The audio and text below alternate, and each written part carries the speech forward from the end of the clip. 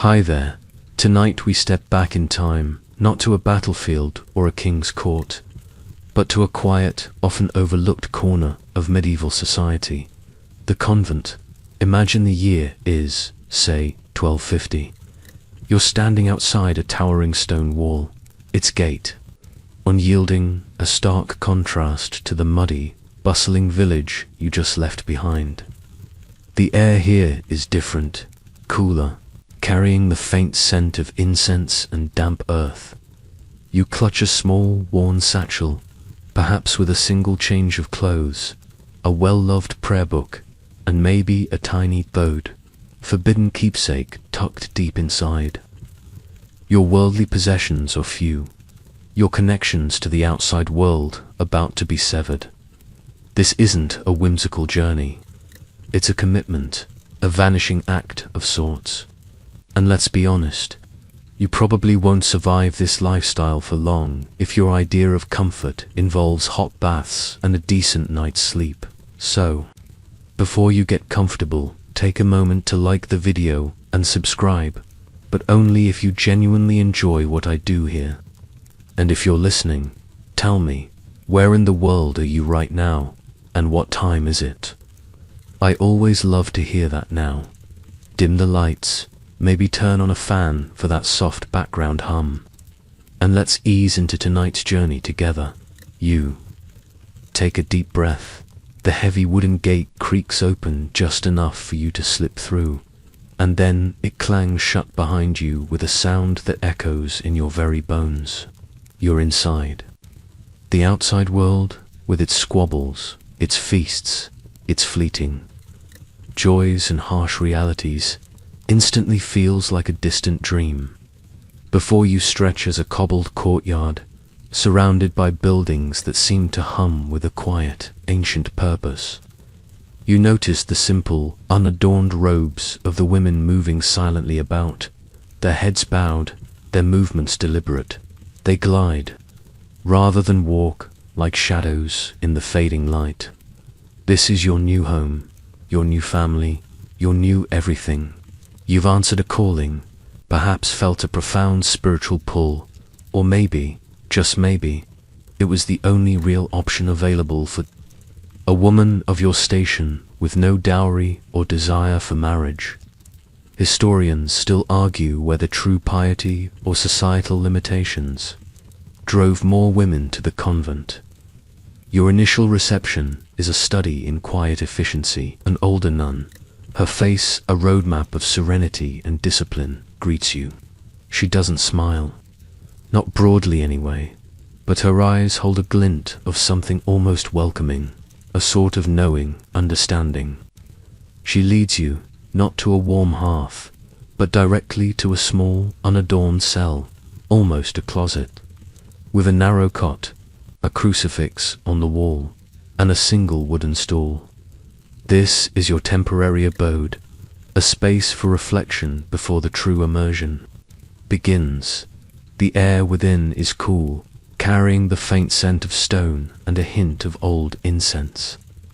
You imagine the countless women who have stood in this very spot, feeling the same blend of trepidation and resolve. The weight of centuries of spiritual devotion settles upon you. You're told, in hushed tones, what little you are permitted to keep. The satchel is emptied, its contents inspected. Your secular clothing is taken away, replaced by a simple, rough wool tunic. No frills, no fancy stitches, just practical warmth. You feel the scratchiness against your skin, a physical, a reminder of the life you are shedding. Your hair, perhaps long and braided, is now prepared to be covered, a symbolic act of humility and separation from worldly vanity. It's a bit like joining a medieval corporate retreat, but instead of team-building exercises, you get perpetual prayer and quiet contemplation. You chuckle silently, wondering if anyone ever tried to sneak in a miniature deck of cards. As the day dims, you hear the distant ethereal sound of chanting. It's a low, resonant hum that seems to vibrate through the very stones of the convent. This is Vespers, the evening prayer, and it marks the true beginning of the monastic rhythm that will govern your every moment. You realize with a start that this isn't just a building. It's a living, breathing entity, powered by the collective faith and labor of the women within its walls.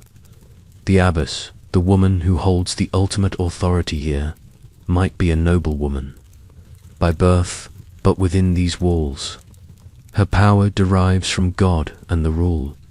She is both a spiritual mother and a formidable administrator, managing not just souls but also lands, tenants, and trade. It's a complicated job, far more than just saying prayers. The sheer economic independence of some larger convents, able to manage vast estates and influence local politics, is a mainstream historical fact often overlooked. You notice the quiet efficiency of everything, the way even the dust motes seem to dance with a purposeful grace in the last rays of light. There's a subtle chill in the air, a constant companion that will soon become familiar. You're reminded that medieval life, even in a spiritual haven, is rarely warm and fuzzy.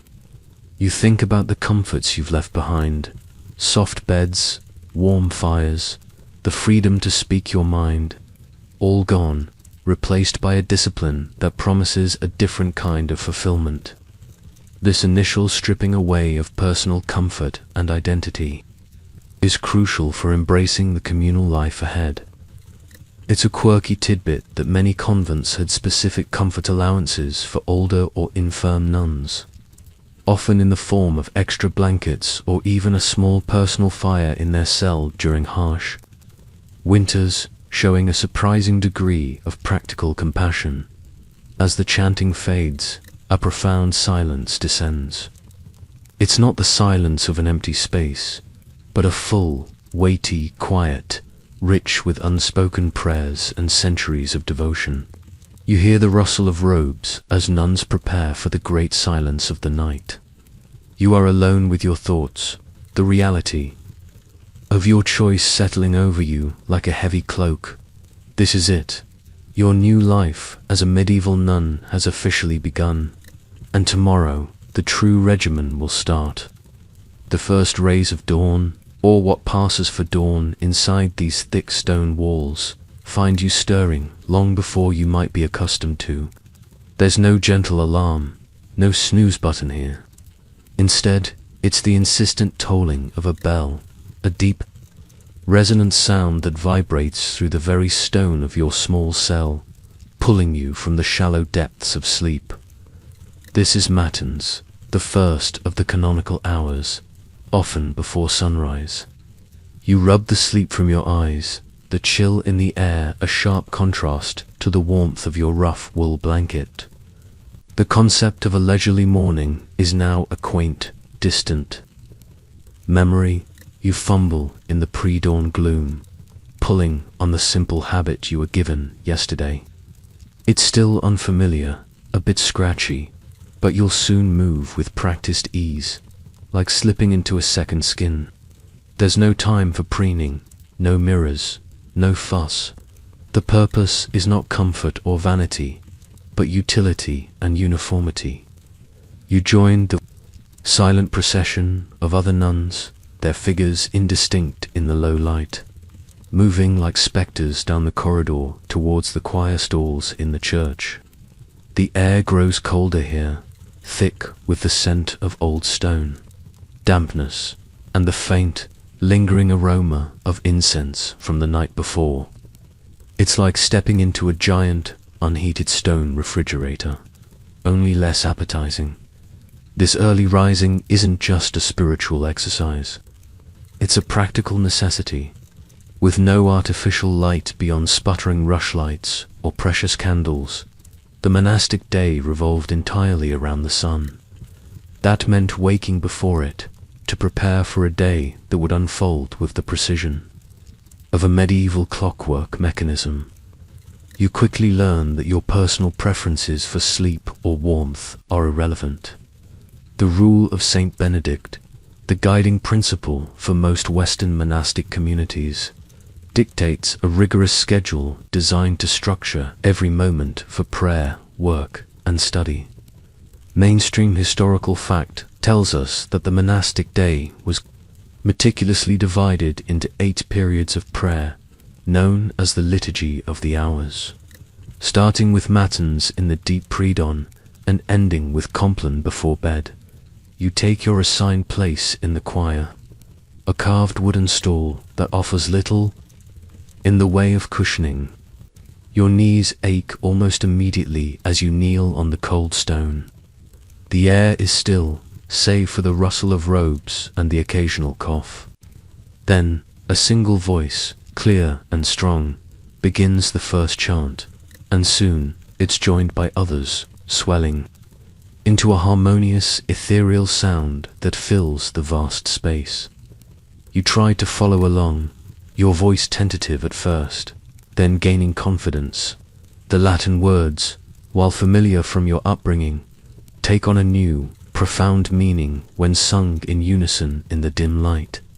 It's not just words, it's a living, breathing prayer between the hours of prayer. There are brief interludes for other activities. After Matins and Lauds, the second prayer, usually at dawn, you might have a short period for personal prayer or a quick, silent breakfast, often just a piece of bread and a cup of watered wine or weak ale. Then it's back to the church for prime, marking the first hour of daylight.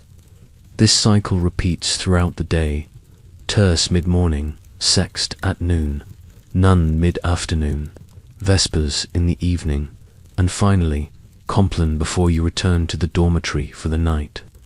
It's a continuous loop, a spiritual treadmill designed to keep your mind focused on the divine. If you ever find yourself struggling to remember which prayer comes when, just think of it as a medieval hourly alarm clock, but with more chanting and less annoying jingles. This strict adherence to the hours isn't just about piety, it's also a surprisingly effective way to manage a large community. Everyone knows exactly what they should be doing at any given moment, minimizing confusion and maximizing communal efficiency. A quirky tidbit: some monastic rules even specified the precise number of breaths a nun should take between verses of a psalm to ensure perfect synchronization. Talk about micromanagement. It makes you wonder if they ever had a bad choir day. The discipline extends beyond prayer. You learn that even during free periods, your time is not truly your own. There's always something to be done, some communal task. You might find yourself in the scriptorium, carefully copying texts, or in the gardens, tending to herbs. Even seemingly simple tasks, like fetching water or stoking the fire, become acts of meditative service. There's a curious sense of purpose that comes from this structured existence, a feeling that every action, no matter how small, contributes to the greater whole of the community and its devotion. You're not just living, you're living for something. Historians still argue whether the extreme regularity of monastic life led to a deeper spiritual connection, or, for some, to a mechanical, rote performance of duties. Did the constant repetition of prayers truly elevate the soul, or did it risk dulling the senses? You ponder this as you move through your first full day, the rhythm of the convent already beginning to seep into your bones. The external structure forces an internal discipline. You're learning to listen to the bells, to the soft rustle of habits, to the profound silence that often fills the spaces between the prayers. This is the soundtrack to your new existence, and it's unlike anything you've ever known. The sun slowly tracks across the narrow windows, marking the passage of hours, each one defined by prayer and quiet purpose. Your old life, with its chaotic schedule and personal whims, feels impossibly far away now. After the rigorous awakening and the first prayers of the day, you find yourself back in the choir, ready for prime, the official start of the working day, though the spiritual work never truly ceases. This is where the true heart of life often feels most palpable, the chanting of the divine office. You stand, sit, and kneel in rhythm with the other nuns, your voice blending with theirs in a cascade of Latin plainchant. It's a complex, almost hypnotic form of singing, deeply resonant and unadorned by instruments. Each psalm, each hymn, each response demands your full attention, not just to the notes, but to the intricate rhythm and the profound meaning of the words. It's like a medieval vocal marathon without the cheering crowds, unless you count the angels. You quickly discover that mastering Gregorian chant is no small feat. It's not just about hitting the right notes. It's about perfect unison, about breath control, and about understanding the subtle nuances of the ancient melodies. You might find your voice wavering at first, a little lost in the swell of sound, but soon you begin to find your place, your contribution adding to the collective prayer. This is a mainstream historical fact. The daily chanting of the divine office was the central pillar of monastic life, consuming many hours each day.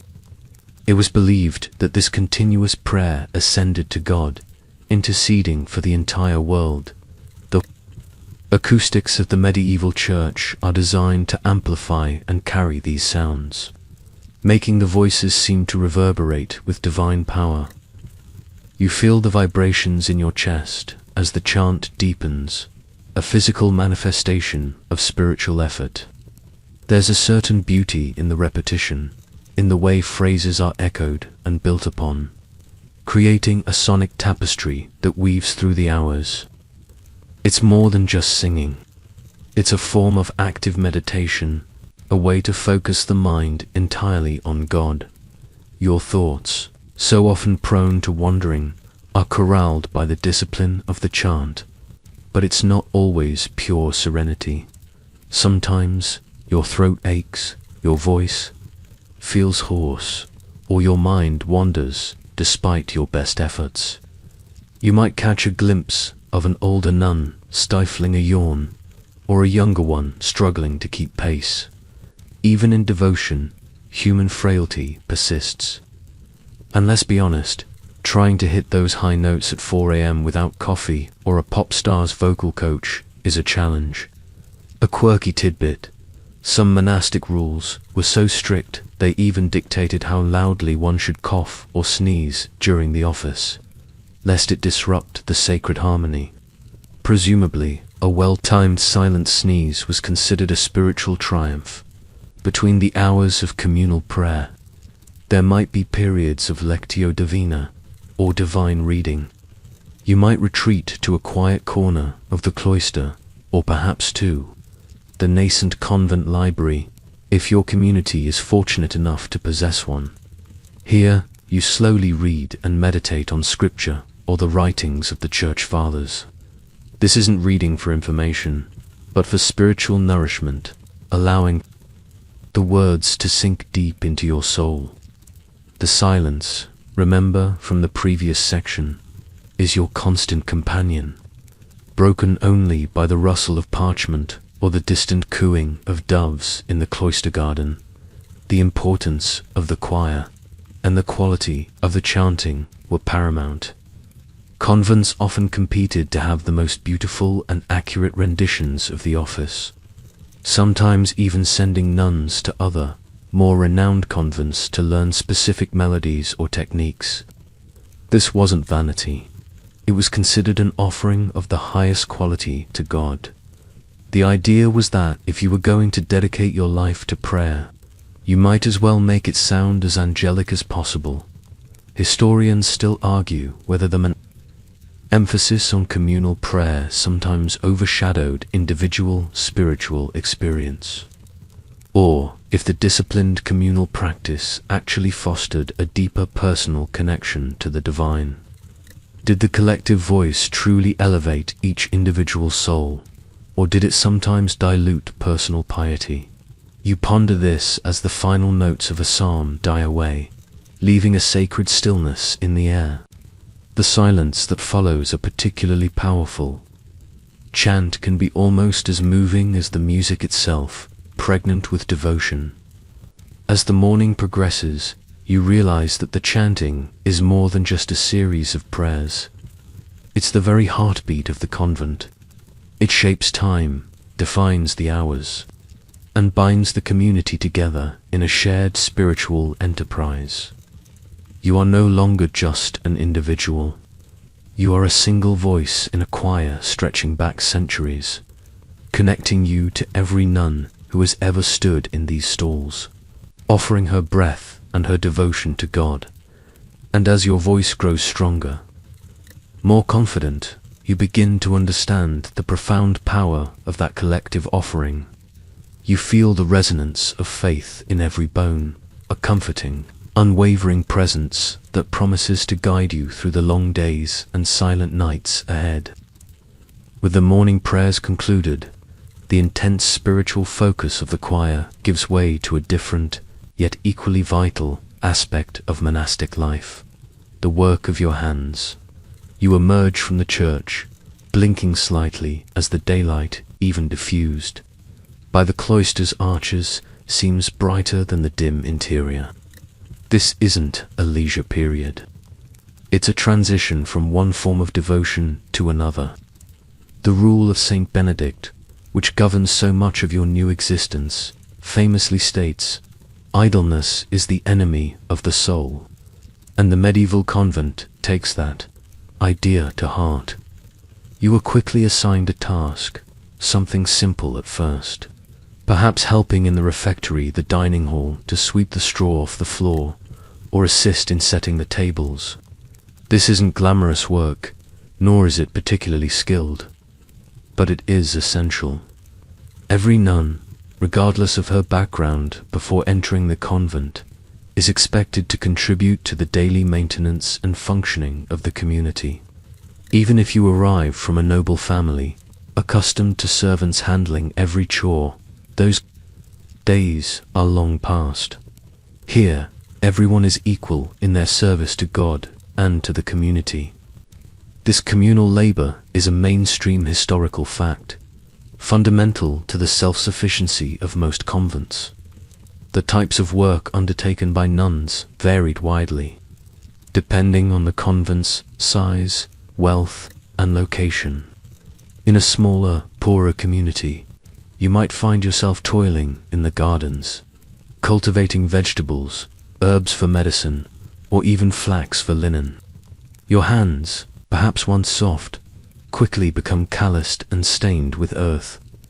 You learn that the rhythm of the seasons, the feel of the soil, and the patience required to coax life from the ground. It's surprisingly meditative, the repetitive motions of weeding or planting allowing your mind to drift back to prayer, even as your body works. It's a bit like farming, but with more chanting and fewer tractors. In other convents, particularly those of wealthier or more aristocratic foundations, the work might be more specialized. You could be involved in scribal work, copying manuscripts, which we'll delve into later, or in creating intricate embroideries for vestments and altar cloths. Imagine spending hours bent over fine linen, your needle weaving threads of silk and gold into sacred images. This was highly skilled labor, often requiring years of apprenticeship and a keen eye. Some convents even became renowned for their textiles, their work highly sought after by churches and nobles across the region. It was a true art form, often a hidden one, practiced within the quiet walls.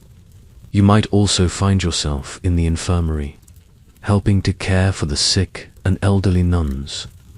This involves preparing poultices from herbs, changing bandages, or simply offering a comforting presence. It's a demanding role, requiring empathy and a strong stomach, given the rudimentary medical knowledge of the time Or perhaps you assist in the kitchen, preparing the often simple meals for the community, chopping vegetables, kneading dough, tending to the simmering pot. These are not just chores, but acts of charity, feeding the very body of Christ in your sisters. A quirky tidbit. Some convents even had a special nun designated as the caller of the sleepy, whose job it was to ensure everyone woke up for mass. Her work involved gently shaking the other nuns awake, or, if necessary, dousing them with cold water. So, if you were a bit of a night owl before entering the convent, your fellow nun might have a rather refreshing way of starting your day. It certainly puts modern alarm clocks into perspective. The work is rarely solitary. Even if you're engaged in an individual task, you're usually aware of others around you, laboring silently alongside you. This shared effort fosters a sense of communal purpose, a feeling that you are all building something together, both physically and spiritually. There's a humble satisfaction in seeing the results of your collective efforts: a neatly swept chapter house, a thriving herb garden, a perfectly stitched altar frontal. Historians still argue whether the emphasis on manual labor in monastic life was primarily for economic self-sufficiency, as a form of ascetic discipline, or as a practical means to keep minds from idleness and temptation. Was it more about making ends meet, or about shaping the soul? You find yourself considering this. As you carefully sweep a pile of dirt, your movements becoming more practiced, less awkward. The physical exertion, strangely, clears your mind, making the return to prayer feel even more profound. You are learning that the spiritual and the practical are not separate here. They are interwoven threads in the fabric of your new life. Every chore, every stitch, every planted seed is a quiet prayer. After the purposeful labor of the morning, your thoughts, and indeed your very being, turn towards the refectory, the communal dining hall. By now, your stomach is rumbling with an unfamiliar intensity. Monastic life, while spiritually rich, is not generally known for its culinary indulgence.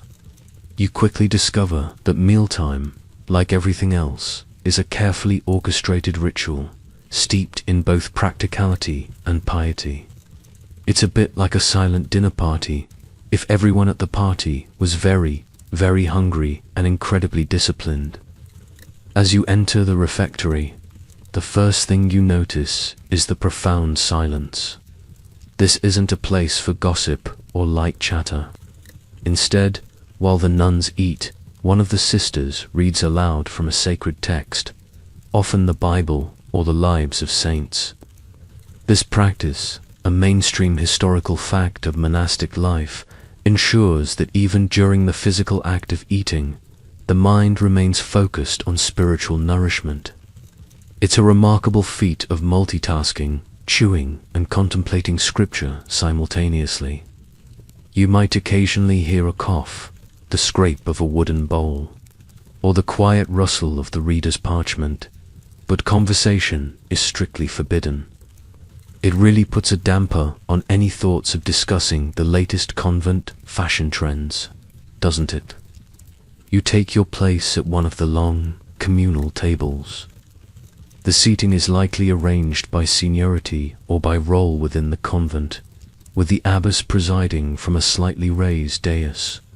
Before you lies your meal, and here's where the reality often diverges from any romantic notions of medieval feasting.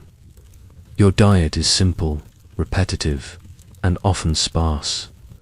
For many convents, especially those less affluent, the staple diet consisted primarily of bread, often dark and coarse, and ale or watered wine. Vegetables from the convent garden, if available, would supplement this, perhaps a watery pottage or stew. Meat, a luxury in the medieval world, was usually forbidden for nuns, especially during periods of fasting, which were frequent and extended. Fish might be served on fast days, but don't imagine grilled salmon. Think salted herring or dried cod, perhaps. Dairy products like cheese or butter might appear, but fresh milk was less common, given preservation challenges. Eggs, if the convent kept chickens, were a valuable source of protein.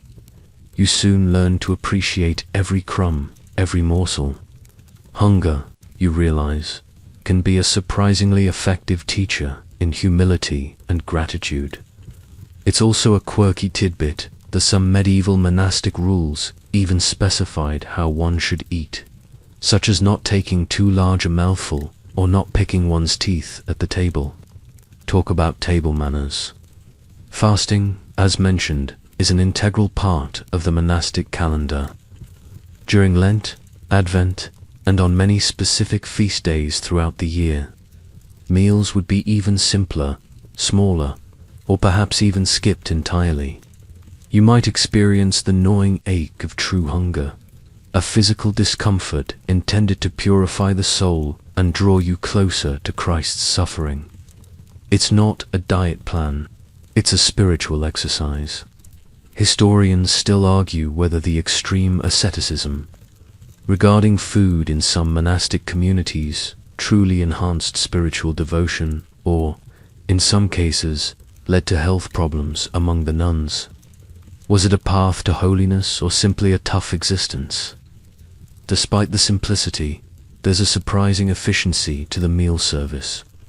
Nuns often served each other, an act of charity and mutual support. You learn to eat quickly and quietly, always, mindful of the reader's voice, which acts as a gentle, continuous spiritual anchor. You might find yourself chewing slowly, trying to savor the meager flavors, or perhaps your mind will wander, thinking about the work you need to do or the next prayer service. But the constant voice of the reader pulls you back, reminding you of the higher purpose behind every act, even eating. After the meal, which lasts only as long as necessary, there's a quiet blessing and then a swift departure back to duties. There's no lingering over dessert, no post-meal relaxation. The dishes are cleared, often by a rotating roster of nuns, and the refectory is returned to its pristine, silent state, ready for the next scheduled meal. You notice how clean and orderly everything is, a testament to the collective effort and the disciplined nature of the community. Even the crumbs are swept away with precision. You leave the refectory, perhaps still feeling a bit hungry, but with your mind recentered by the sacred reading and your body fueled, however minimally, for the tasks ahead. As the sun begins its slow descent, painting the narrow windows with fleeting hues of orange and purple, your thoughts and your weary body turn towards the most anticipated, yet often least comfortable, part of the monastic day: sleeping arrangements. You might imagine a private cell, a quiet space to call your own, but for most medieval nuns, especially in the early centuries, that was a luxury rarely afforded. Instead, you make your way to the communal dormitory, a large, austere chamber, designed for practicality, not privacy. It's like a very, very quiet slumber party. Only instead of giggling and sharing secrets, you're trying to keep your teeth from chattering. You enter a vast, unheated room, often located above the cloister or the chapter house, to benefit from the residual warmth rising from the ground floor during the day, though that warmth quickly dissipates after dusk. Along the walls, you see a series of narrow beds, or, more accurately, straw pallets laid directly on the wooden floor or on simple wooden frames. Each bed is separated from its neighbor by a thin, often knee-high, wooden partition or a simple curtain. This is your personal space, such as it is. It's a mainstream historical fact that communal dormitories were the norm in medieval convents and monasteries, reflecting the emphasis on communal life and the rejection of individual comforts. You approach your assigned pallet. It's not soft, certainly not like any mattress you've ever known. The straw rustles as you lie down, a sound that will become deeply familiar. Your bedding consists of a rough wool blanket, perhaps two if you are fortunate, and a small, lumpy pillow also filled with straw or dried herbs. There are no fancy quilts here, no fluffy duvets. The chill of the stone walls seems to seep into your bones almost immediately. You pull the blanket tight, trying to conserve what little body heat you generate. This Spartan setup is a deliberate act of asceticism, a small, nightly sacrifice offered to God. It reminds you that even sleep is not purely for comfort, but another opportunity for spiritual discipline, despite the discomfort. There's a surprising practicality to the communal dormitory. It allows for easy supervision, ensuring that all nuns adhere to the rule even during the hours of rest. More importantly, it facilitates the swift response to the bells for matins and lauds, which often occurred in the deepest hours of the night. Imagine trying to rouse dozens of nuns from separate cells and get them to the choir in the pre-dawn gloom. This setup ensures everyone is jolted awake at the same moment, ready to resume the cycle of prayer. It's a bit like a medieval fire drill, but for divine service. Lighting in the dormitory is minimal, if any. Perhaps a single lamp or a few rushlights might glow faintly near the entrance or by the night watch's post. But mostly, it's just the darkness. You learn to navigate by feel, to dress in the dim light, and to fall asleep amidst the soft snores or rustling of your sisters. Privacy, as you've come to understand, is largely an alien concept here. Even your dreams, you sometimes feel, are part of the communal experience. A quirky tidbit: some monastic rules forbade nuns from sleeping completely undressed, even in the dormitory, emphasizing modesty and a constant state of readiness for prayer. It suggests that even in sleep, there were expectations. You certainly wouldn't want to be caught in your pajamas when the matins bell rings at 2 a.m. Sleep itself is often broken. The monastic schedule, as you know, is punctuated by frequent calls to prayer. You might only get a few hours of unbroken sleep before the insistent clang of the bell for matins pulls you from slumber. Or perhaps your fellow nuns' attempts to stifle coughs and sneezes interrupt your rest. This fragmentation of sleep was, for many, a deeply challenging aspect of monastic life. Historians still argue whether this disrupted sleep pattern genuinely enhanced spiritual vigilance and detachment from worldly comforts, or if it simply led to chronic fatigue and health issues among the nuns over time. Was it a pathway to spiritual awakening, or just plain exhaustion? Despite the physical discomfort and the broken sleep, there's a strange sense of security in the communal dormitory. You are never truly alone. The presence of your sisters, even in sleep, is a constant reminder of the community that surrounds you, the shared purpose that binds you. You learn to block out minor disturbances, to find your own quiet inner space, even in the midst of others. As you finally drift off, the sounds of the convent fade, replaced by the gentle rhythm of your own breathing, a small, solitary echo in the vast, communal silence. With the last sleepy stirrings of your sisters, and the final soft rustle of straw, a profound quiet descends upon the dormitory. This quiet, however, is not exclusive to the hours of sleep. In fact, silence and solitude are cornerstones of medieval monastic life, forming a crucial part of your spiritual discipline. You quickly learn that within these walls, speech is not a casual indulgence, but a carefully regulated privilege. It's a bit like living in a library where everyone's constantly shushing each other. Only the stakes are spiritual, not just academic. The primary rule you internalize, almost immediately, is the great silence, observed from Compline the last prayer of the day until after prime the next morning. During these hours, no speech whatsoever is permitted. This isn't just about going to bed quietly, it's about a complete cessation of all unnecessary vocalization. You learn to communicate through gestures, through the subtle shifting of your gaze, or through an unspoken understanding that develops among the nuns. Imagine trying to navigate a communal living space, perform tasks, and convey needs without uttering a single word for hours on end. It forces a heightened awareness of your surroundings and the needs of others. This is a mainstream historical fact.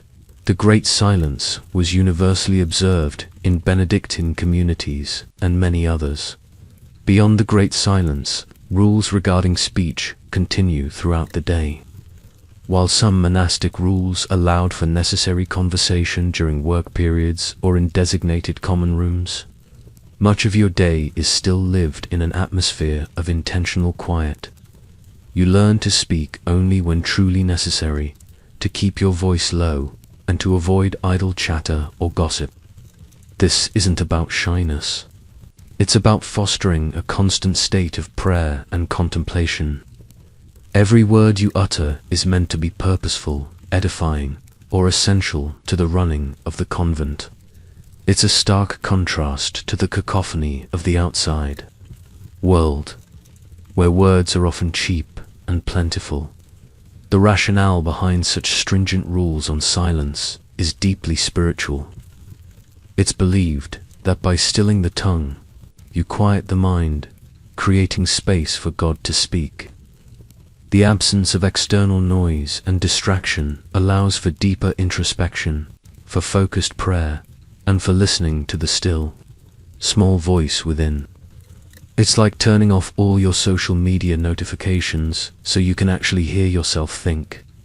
A quirky tidbit: some monastic rules were so specific they even forbade laughing loudly, whistling, or making any unnecessary noises that might disturb the contemplative atmosphere. Apparently, even a hearty medieval belly laugh was considered a spiritual faux pas, of course. Maintaining perfect silence is a constant challenge. You might accidentally drop something with a clatter, or a sudden cough might escape your lips.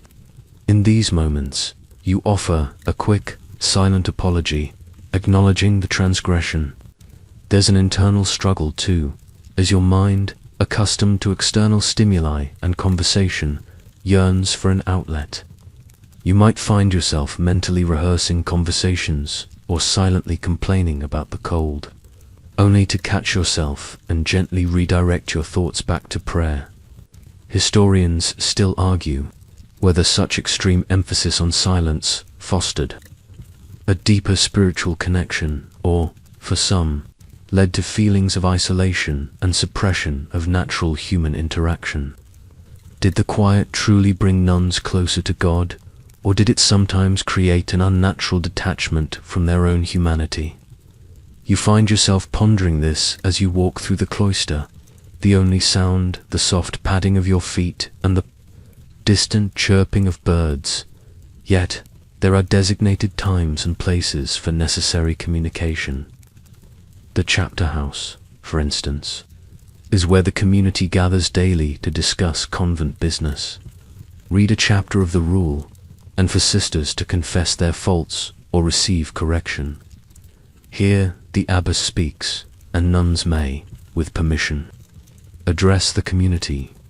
These are formal, structured conversations, very different from casual banter. You also have limited interaction with the portress, the nun responsible for admitting visitors. Though your direct involvement in these encounters is minimal, carefully controlled by the rules of enclosure, the experience of solitude within the communal silence is a paradox you begin to embrace. While surrounded by your sisters, you are also profoundly alone with God. This isn't a lonely solitude, but a purposeful one, a space for the soul to breathe and grow. You learn to find comfort in the quiet, to discover a new depth within yourself that was perhaps obscured by the clamor of the outside world. The silence becomes not an absence, but it presents a spiritual companion, guiding you deeper into the heart of your chosen life. The quiet solitude, both chosen and enforced, deepens your understanding of another core tenet of monastic life: poverty and possessions. When you first arrived at the convent, remember, your small satchel was emptied, its contents meticulously inspected. Now, as the days turn into weeks, you truly begin to shed the concept of personal ownership. This isn't just about giving away your earthly goods. It's about a fundamental shift in your understanding of what it means to have. It's like moving into a shared apartment where literally everything is communal, right down to your toothbrush. Though, to be fair, they probably didn't have toothbrushes back then. More like a twig. Upon taking your vows, you formally renounce all personal property. Everything you bring with you, or any inheritance that might later come your way, becomes the property of the convent as a whole. This is a mainstream historical fact. The vow of poverty was central to monastic orders, aiming to emulate Christ's humble life and free nuns from worldly attachments. This isn't just a symbolic gesture. It has profound practical implications. For your daily existence, your simple habit, your rough blanket, your wooden bowl at mealtime, none of these truly belong to you. They are provided by the community for your use, and they could be reassigned or taken away at any time, though rarely without good reason. This communal ownership fosters a deep sense of interdependence. You rely on the convent for your basic needs: food, shelter, clothing. In return, your labor and your prayers contribute to the well-being of the entire community. It's a closed economic system, often self-sustaining, where everyone works for the benefit of all, rather than for individual gain. This might sound idealistic, and in practice, it certainly had its challenges. But the ideal was powerful too. Create a miniature Christian society where selfish desires were minimized. You learn to make do with very little. There are no personal luxuries, no trinkets, no elaborate decorations in your space or on your person. Even small personal items, like a favorite rosary or a well-worn prayer book, are often considered communal property or are strictly regulated. If you needed a new piece of clothing, you wouldn't simply go acquire it. You would petition the convent's vestiarian, the nun in charge of clothing, and receive a new garment, likely handmade within the convent itself. This process reinforces the idea that your needs are met by the community, not by individual acquisition. The rejection of personal wealth also served a pragmatic purpose. It removed one of the primary distractions and sources of temptation from a life dedicated to God. Without the anxieties of accumulating possessions, managing finances, or worrying about worldly status, the nun was theoretically freed to focus entirely on spiritual pursuits. It's a bit like giving up your smartphone to focus on deep meditation. The less external clutter, the clearer the internal space. However, a quirky tidbit: despite the vow of poverty, some nuns, especially those from aristocratic families, might secretly retain small personal items or receive gifts from their families that subtly bent the rules. These could be small, precious crosses, finely bound prayer books, or even slightly better quality fabric for their habits. While officially forbidden, the strictness of enforcement varied, and human nature, even within convent walls, sometimes found loopholes. Historians still argue whether these subtle breaches of the vow of poverty significantly undermined the monastic ideal or were simply minor concessions to human comfort and family ties that ultimately didn't detract from the nun's spiritual devotion. Was it a slippery slope or just a tiny, harmless indulgence? You notice how little is truly necessary for existence. The sparse furnishings, the simple meals, the lack of personal adornment. These elements strip away the external layers of identity you once clung to. You find yourself focusing more on the internal landscape, on your prayers, on your relationship with God and your sisters, the constant chill in the dormitory, the rough fabric of your habit, the repetitive meals. They all serve as reminders of your vows, small daily acts of sacrifice that reinforce your commitment.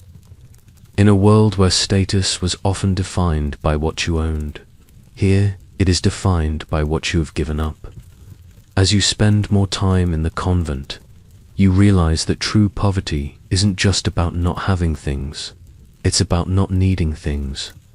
It's a freedom from desire, a liberation from the endless cycle of wanting and acquiring. And in that liberation, in the simplicity of shared existence, you begin to find a richness that worldly possessions could never provide. Your wealth now lies in your faith, your community, and the promise of salvation. With your physical needs pared down to essentials and your voice quieted by the pervasive silence, your attention naturally turns inward, but also outward to the few permitted avenues of intellectual engagement. For some medieval nuns, particularly those in wealthier or more scholarly convents, this meant delving into the convent's education and libraries. You might imagine grand, sprawling rooms filled with illuminated manuscripts. But the reality was often more modest, yet profoundly significant. It's a bit like finding a hidden gem of a bookstore in a town primarily focused on farming. While formal schooling as we know it was rare for most medieval women, convents often served as vital centers of learning for their inhabitants. Many nuns, especially those from noble or affluent families, would have arrived with a basic literacy in Latin, perhaps even some Greek. For others, the convent itself became their school.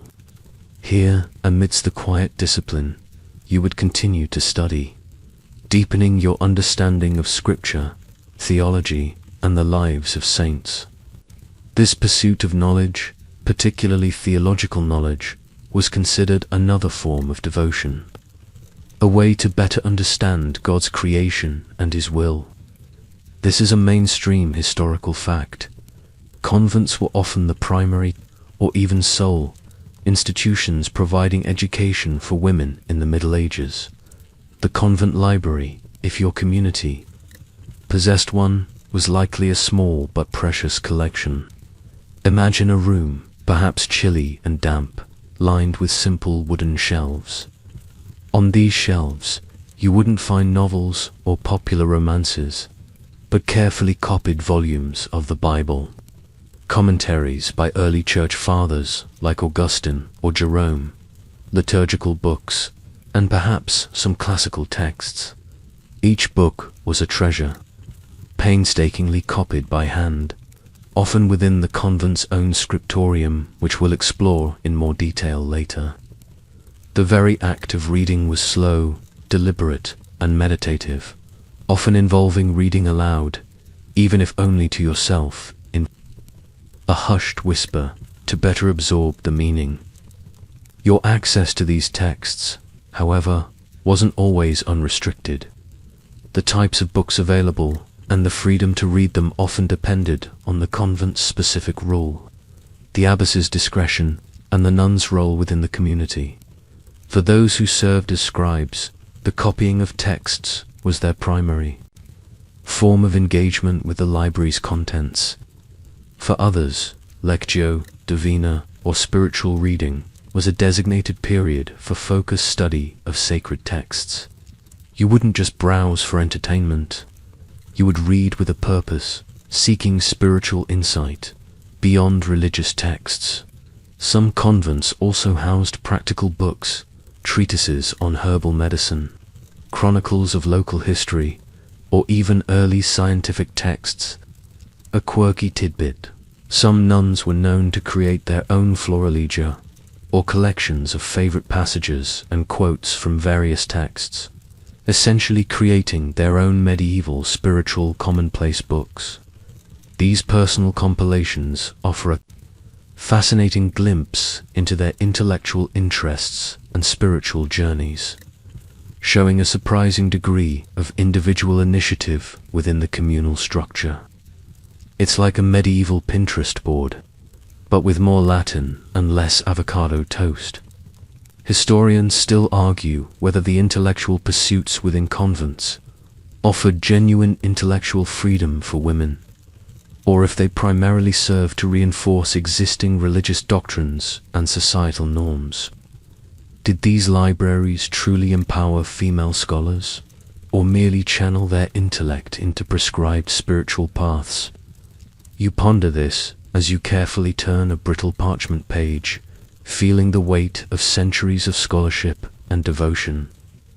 In your hands, the abbess, in particular, often possessed significant literacy and intellectual acumen, as she needed to manage the convent's affairs, correspond with bishops and benefactors, and guide the spiritual development of her nuns.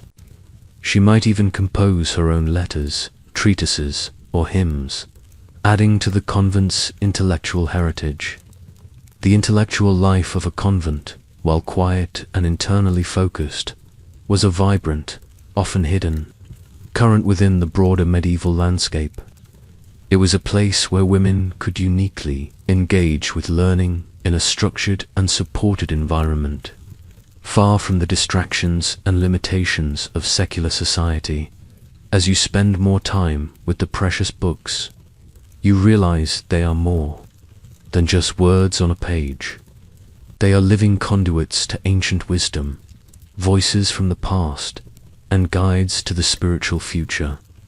They are a source of profound comfort and challenging insight, allowing you to travel far beyond the convent walls, not physically, but through the boundless realm of ideas and faith. The quiet rhythm of prayer, work, and study forms the backbone of convent life. But even within these hallowed walls, the realities of the medieval world, particularly concerning health, cannot be escaped. Sooner or later, you, or one of your sisters, will likely experience illness and remedies. The convent, for all its spiritual focus, is also a microcosm of medieval society, complete with its own rudimentary medical practices and theories. It's like a medieval hospital run by very pious, very herbal-savvy nurses, without any of the modern amenities like, say, antibiotics or pain relievers stronger than a stiff upper lip. You might wake one morning feeling a distinct chill, a nagging cough, or perhaps a sudden fever that saps your strength. Or you might witness a sister struggling with a more chronic ailment, a persistent cough that racks her frame, or aching joints that make movement a painful ordeal. When this happens, you are directed to the infirmary, a designated section of the convent set aside for the sick and infirm. This is a mainstream historical fact. Virtually all established convents had an infirmary, reflecting a commitment to caring for the physical well-being of the community. As much as their spiritual health, the infirmary itself is usually a quiet, relatively clean space, perhaps with a few individual beds, a small hearth for warmth, and shelves stocked with various herbs and simple medical implements. The nun in charge of the infirmary, the infirmarian, is a crucial figure in the convent. She is not a trained doctor in the modern sense, but she possesses a wealth of practical knowledge passed down through generations of nuns. Her understanding of medicine is primarily rooted in herbal remedies, often grown in the convent's own garden, and in the prevailing theories of humoral pathology, the belief that illness results from an imbalance of the four humors: blood, phlegm, yellow bile, and black bile. Closing parenthesis. Imagine the infirmarian, perhaps a kindly but firm older nun, examining you. She might feel your pulse, inspect your tongue, and then, based on your symptoms and her understanding of humoral theory, prescribe a course of action. This could involve administering a specific herbal infusion, perhaps chamomile for sleeplessness, mint for digestion, or willow bark, a natural source of salicylic acid, the active ingredient in aspirin for pain and fever. She might also recommend dietary changes, hot compresses, or even, for more severe conditions, something like bloodletting or purging, induced vomiting, or laxatives to rebalance the humors. These practices, while unsettling to modern sensibilities, were standard medieval medical interventions. You'd definitely want to say a few extra prayers before that particular treatment. A quirky tidbit: some convent infirmaries were known to keep small animals, such as cats or even songbirds, to provide comfort and companionship to the sick nuns, believing that the presence of gentle creatures aided in recovery. It's a touching detail that reveals a surprising level of compassionate care within the austere monastic setting. One imagines the purring cat being far more comforting than the taste of most medieval tinctures.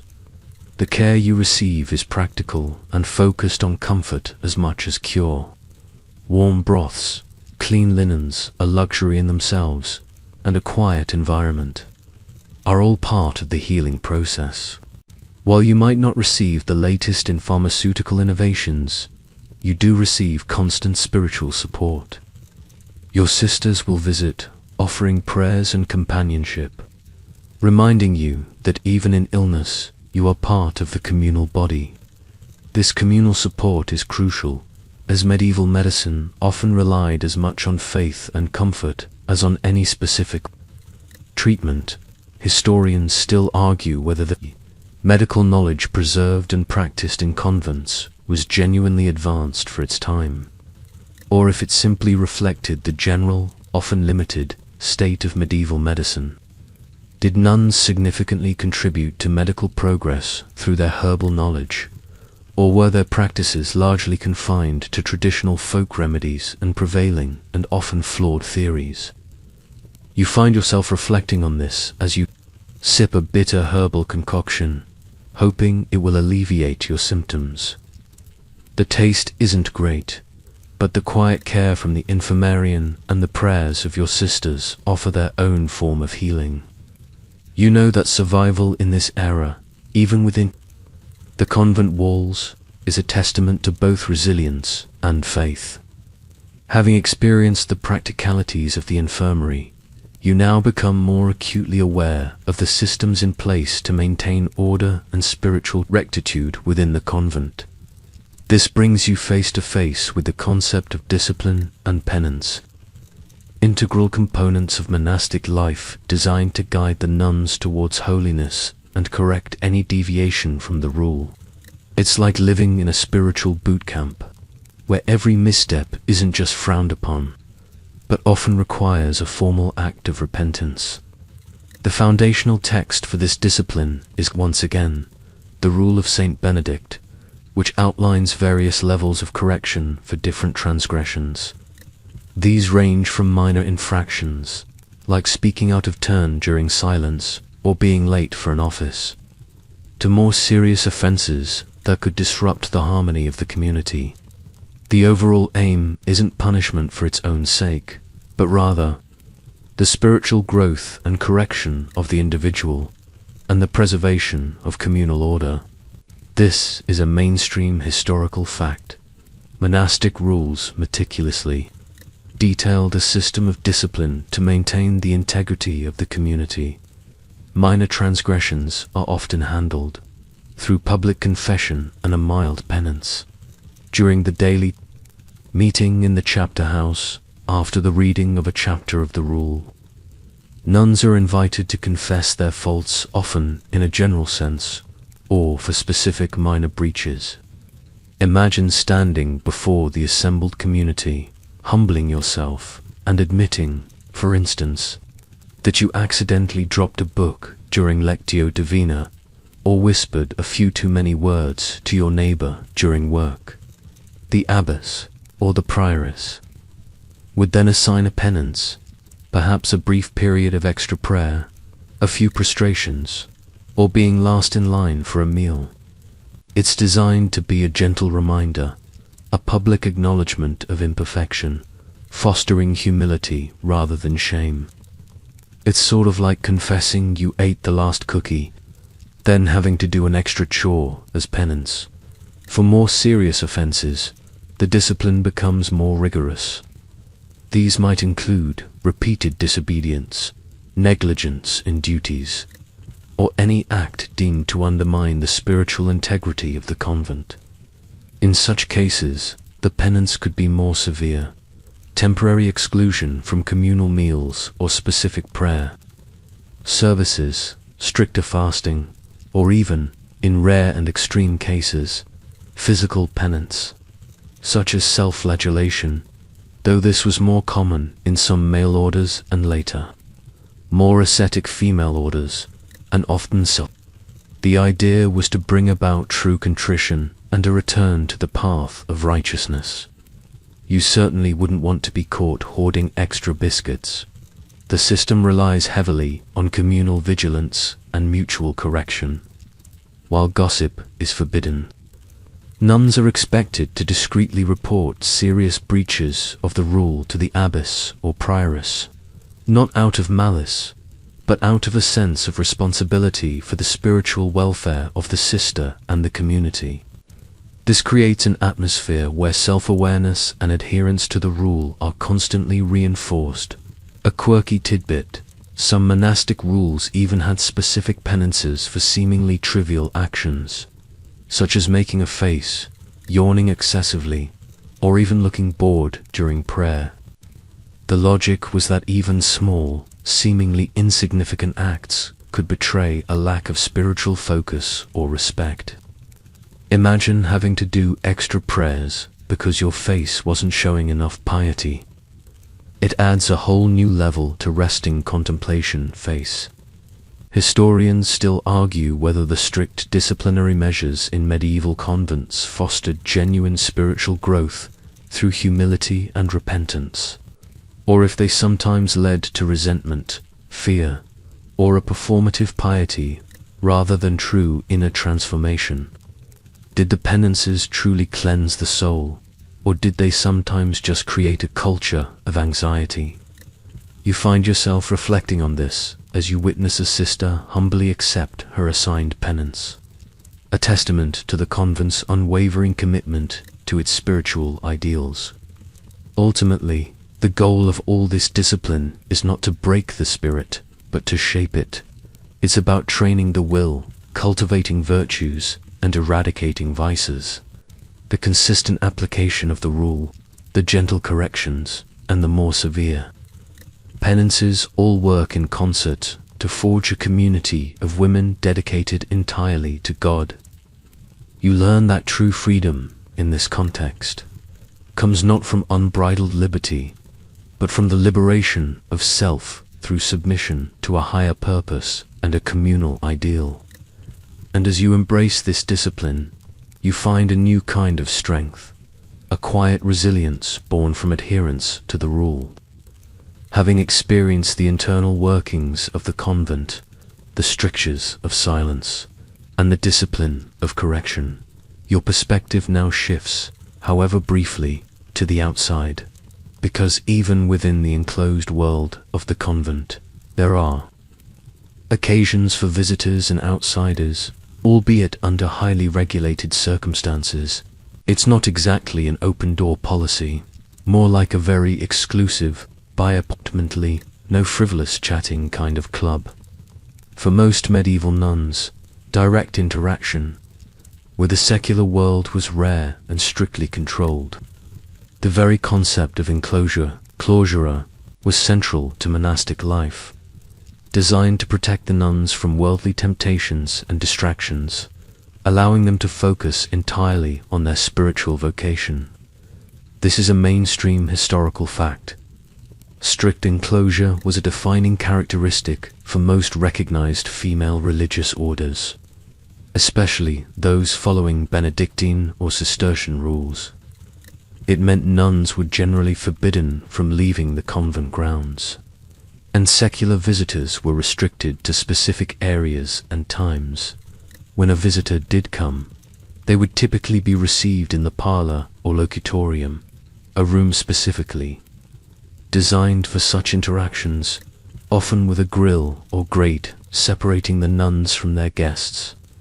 Imagine speaking through a wooden screen, the voices muffled, faces only partially visible. This physical barrier underscored the spiritual separation between the cloistered life and the outside world. It wasn't about being rude, it was about maintaining the integrity of the enclosure and preventing worldly influences from permeating the sacred space. It's like a medieval version of a drive-through window, only much more formal and less about getting a burger. Who were these visitors?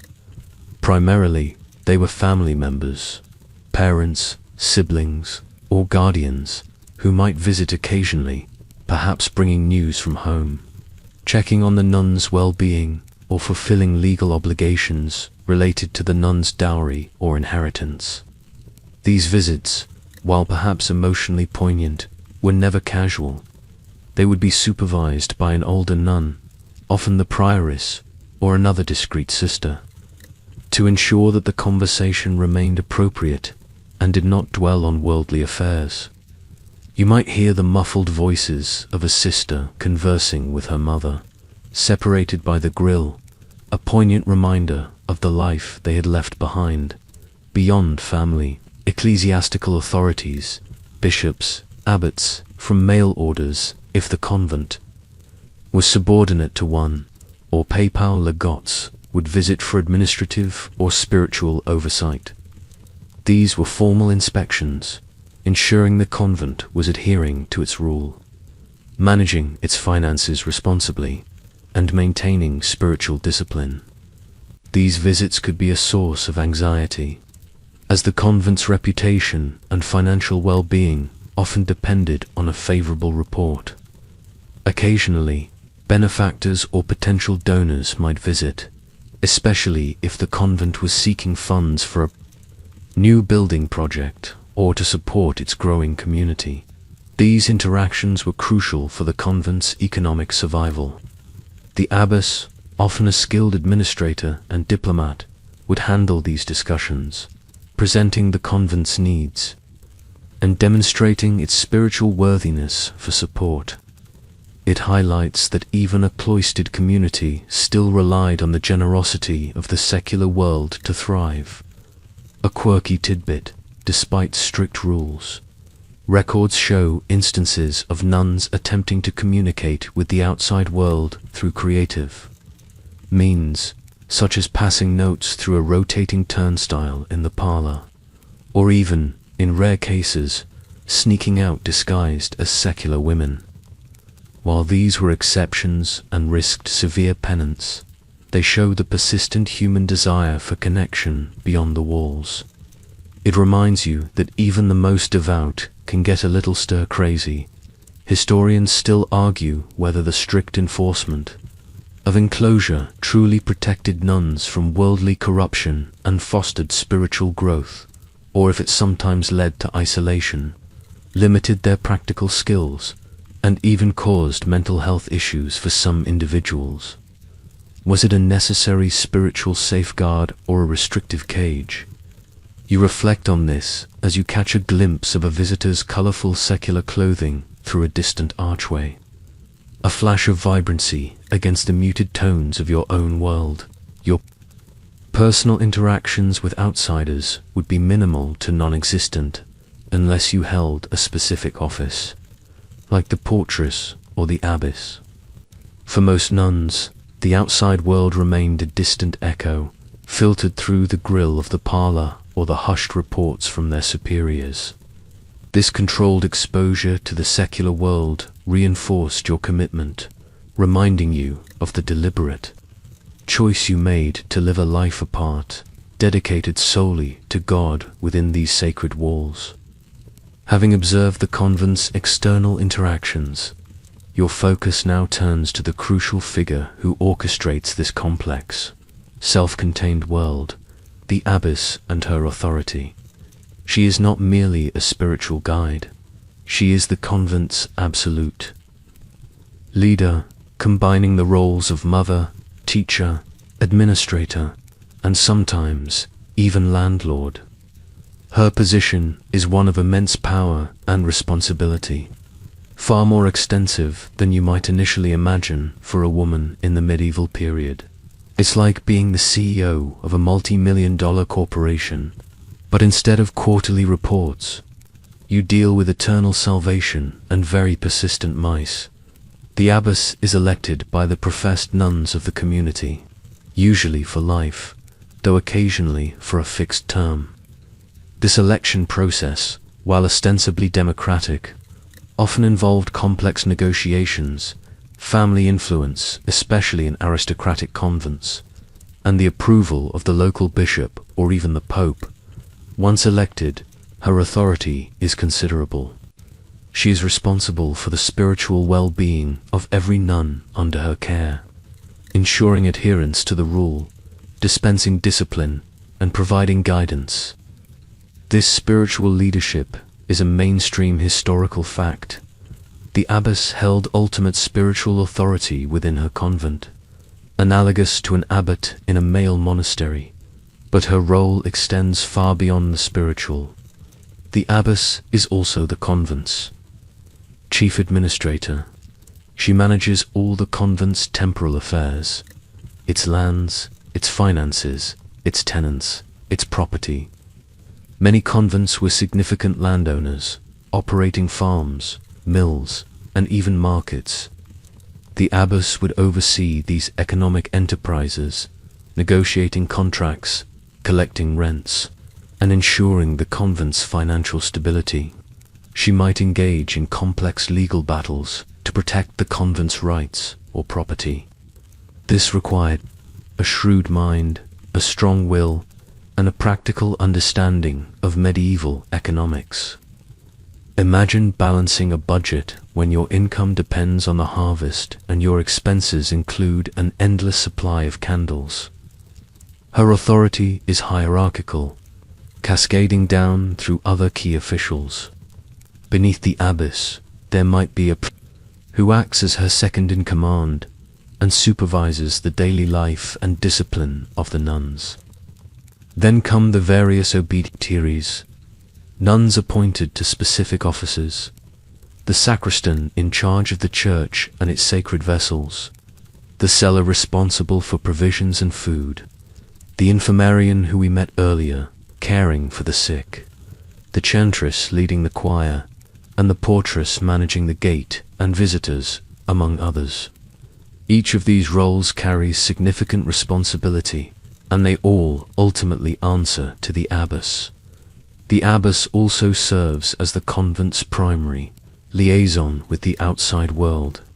She communicates with bishops, local nobility, royal courts, and other religious houses. She advocates for her community, seeks patronage, and defends the convent's interests. In an era where women's public roles were severely limited, an abbess could wield surprising influence, acting as a spiritual and temporal leader, sometimes even advising secular rulers. This makes her position a fascinating study in medieval female power. A quirky tidbit: some powerful abbesses even had the right to mint their own coins or preside over their own ecclesiastical courts within their convent's jurisdiction. This demonstrates a level of independent authority almost unparalleled. For women outside of queenship, it really puts your boss into perspective, doesn't it? She could probably sentence you to more than just extra paperwork.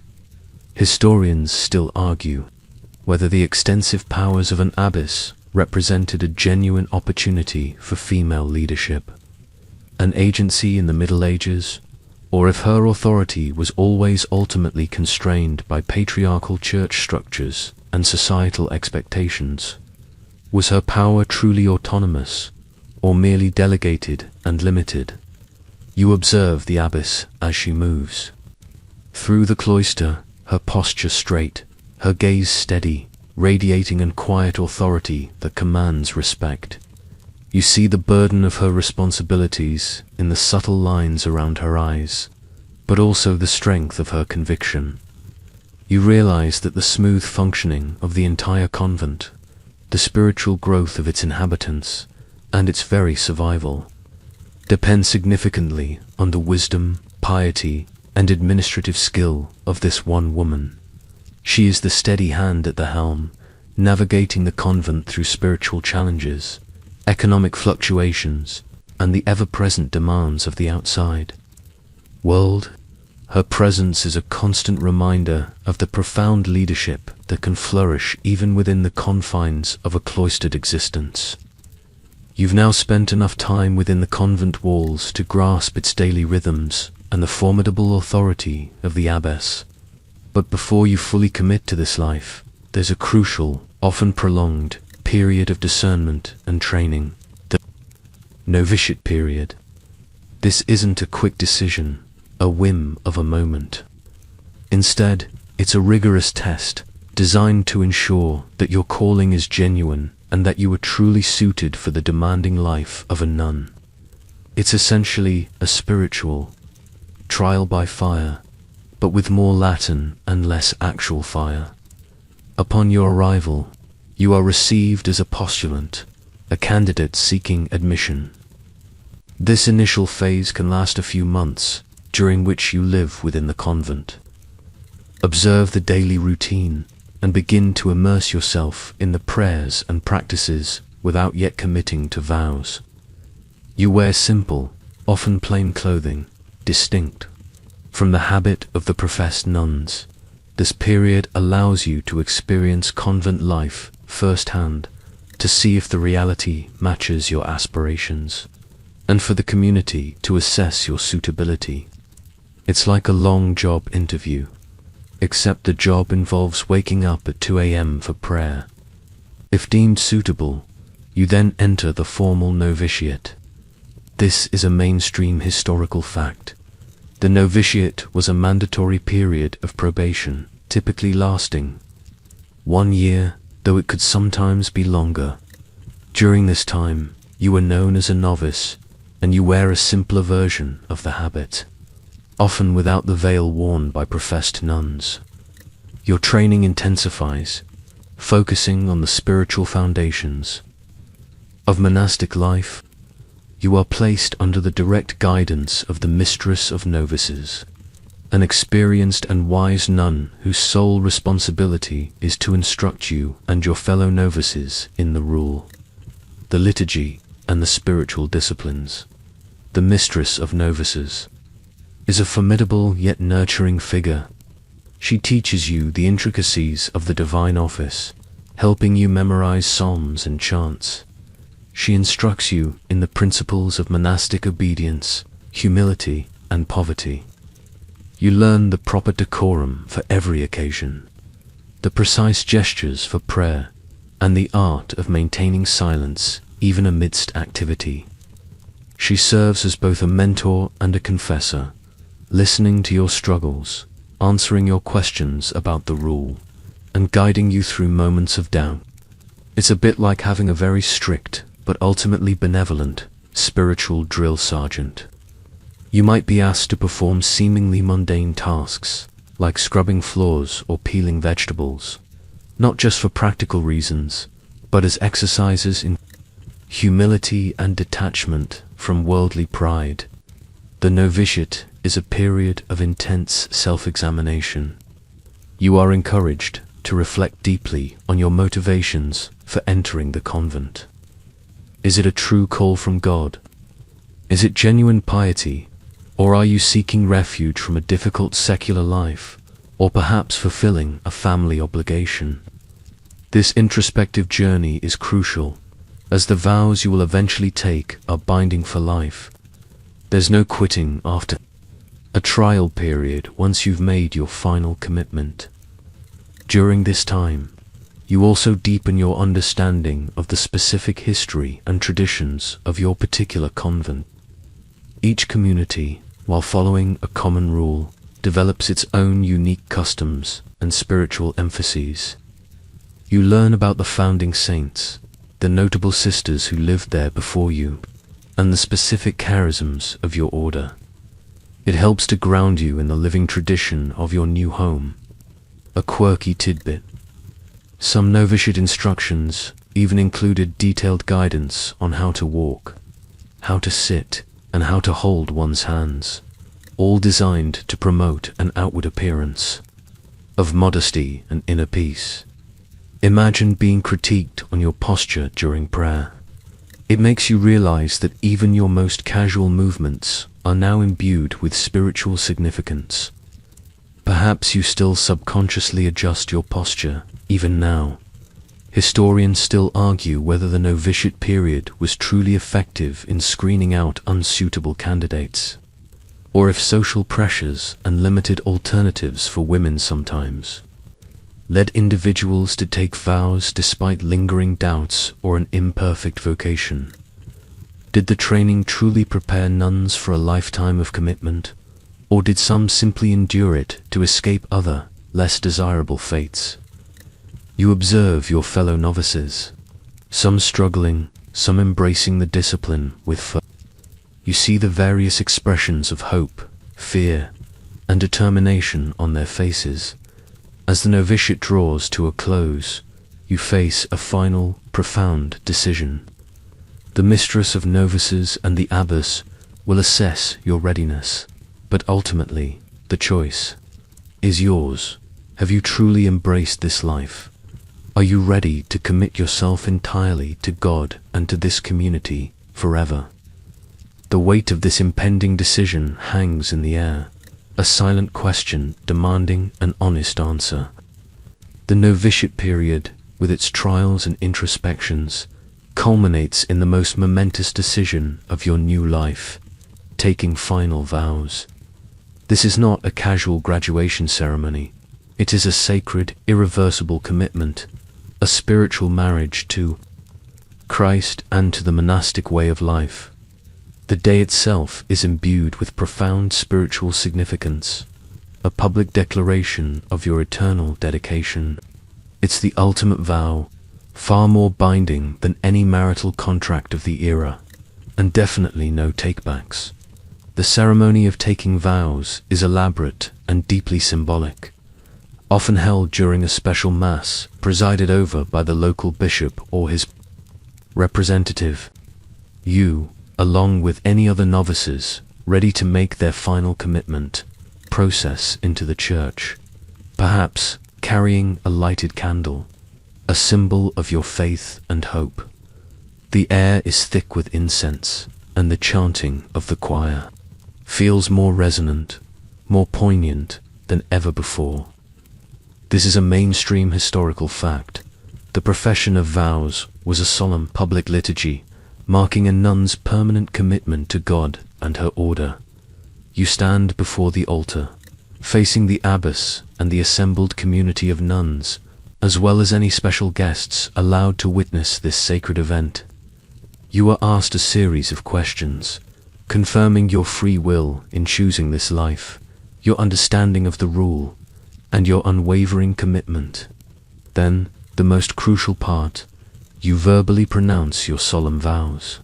These typically include poverty, chastity, and obedience, often with an additional vow of stability to remain in that particular convent for life, or conversion of manners, a commitment to ongoing spiritual growth. You articulate each word with gravity, knowing that once spoken, they bind you forever. Imagine trying to explain that level of commitment to someone who can't even decide what to eat for breakfast. After pronouncing your vows, there are several powerful symbolic actions. You might lay your written vows on the altar, signifying your offering to God. Then comes one of the most visible transformations, the cutting of your hair, a final severing of ties to worldly vanity, and a symbol of your complete dedication. While your head would have been shorn or at least closely cropped upon entry, this act publicly completes the transformation. Then you receive the full monastic habit, including the veil, the most distinctive symbol of a professed nun. The veil is carefully placed over your head, signifying your enclosure, your humility, and your consecration as a bride of Christ. It's like getting a new uniform, but one that comes with eternal implications.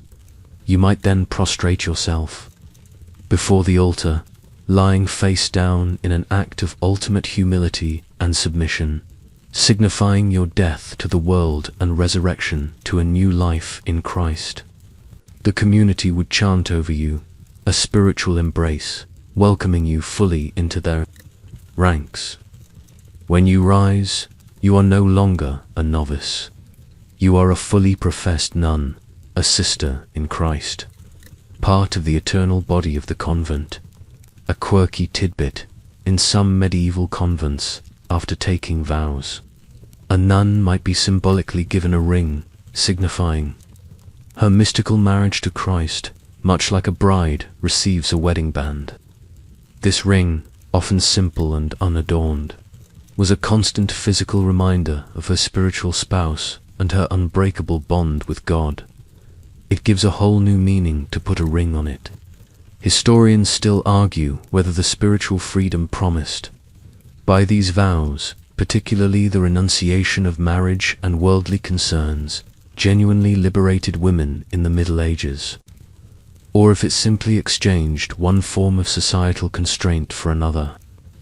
Did the cloister offer true autonomy of spirit, or was it just a different kind of gilded cage? You feel the coarse fabric of your new veil, the simple weight of your cross, and know that for you, at this moment, it is profound liberation. The celebration that follows is a quiet, communal affair. There might be a special meal in the refectory, perhaps a slightly richer pottage or a rare treat, but still consumed in silence, with a spiritual reading. Your sisters offer their congratulations and welcomes, often with a simple embrace or a look of profound understanding. You are now truly one of them, bound by vows, by the rule, and by a shared spiritual journey. As the day concludes and you return to the communal dormitory, you notice a subtle shift.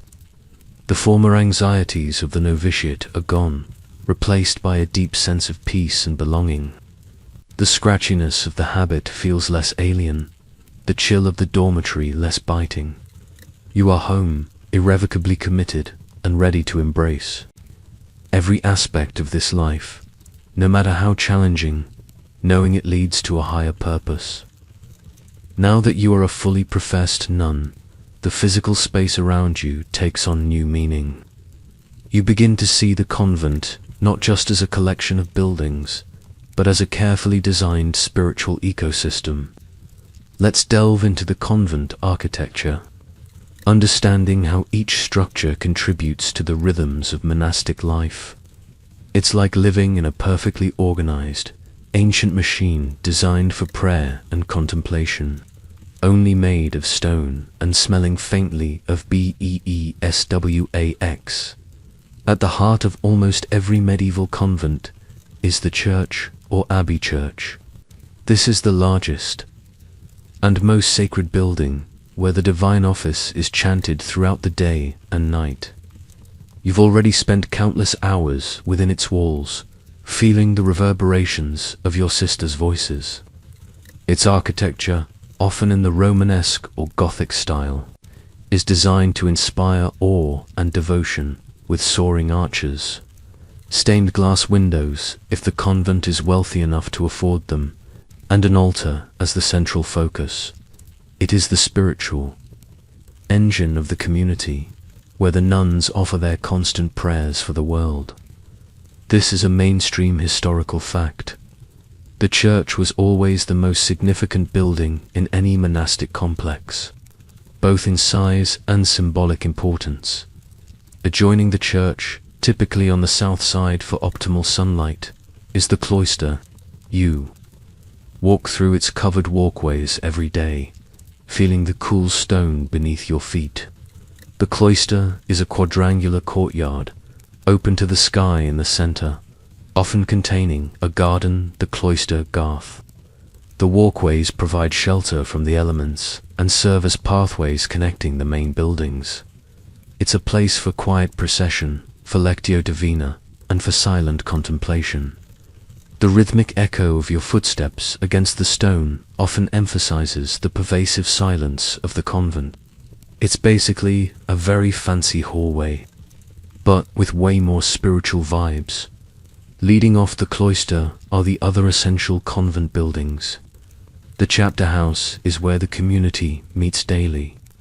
You gather here for administrative meetings, to hear a chapter of the rule read, hence the name, for confessions of faults, and for spiritual instruction from the abbess. It's a place of formal governance and communal accountability, often with stone benches lining the walls and a central pulpit. For the reader nearby, you'll find the refectory, the dining hall, which we explored earlier. It's designed for communal eating in silence, with long tables and usually a raised pulpit for the reader. The kitchen, naturally, is adjacent to the refectory, a functional space with a large hearth for cooking, often smoky and bustling with quiet activity during meal preparation. Above the chapter house, or part of the cloister, often on the upper floor, is the dormitory, where you and your sisters sleep in your communal rows of beds. Its proximity to the church is deliberate, allowing for quick access to matins and lauds during the night. In wealthier convents, individual cells might eventually replace the communal dormitory, though this became more common in later medieval periods. Beyond these core monastic buildings, there are others vital to the convent's self-sufficiency.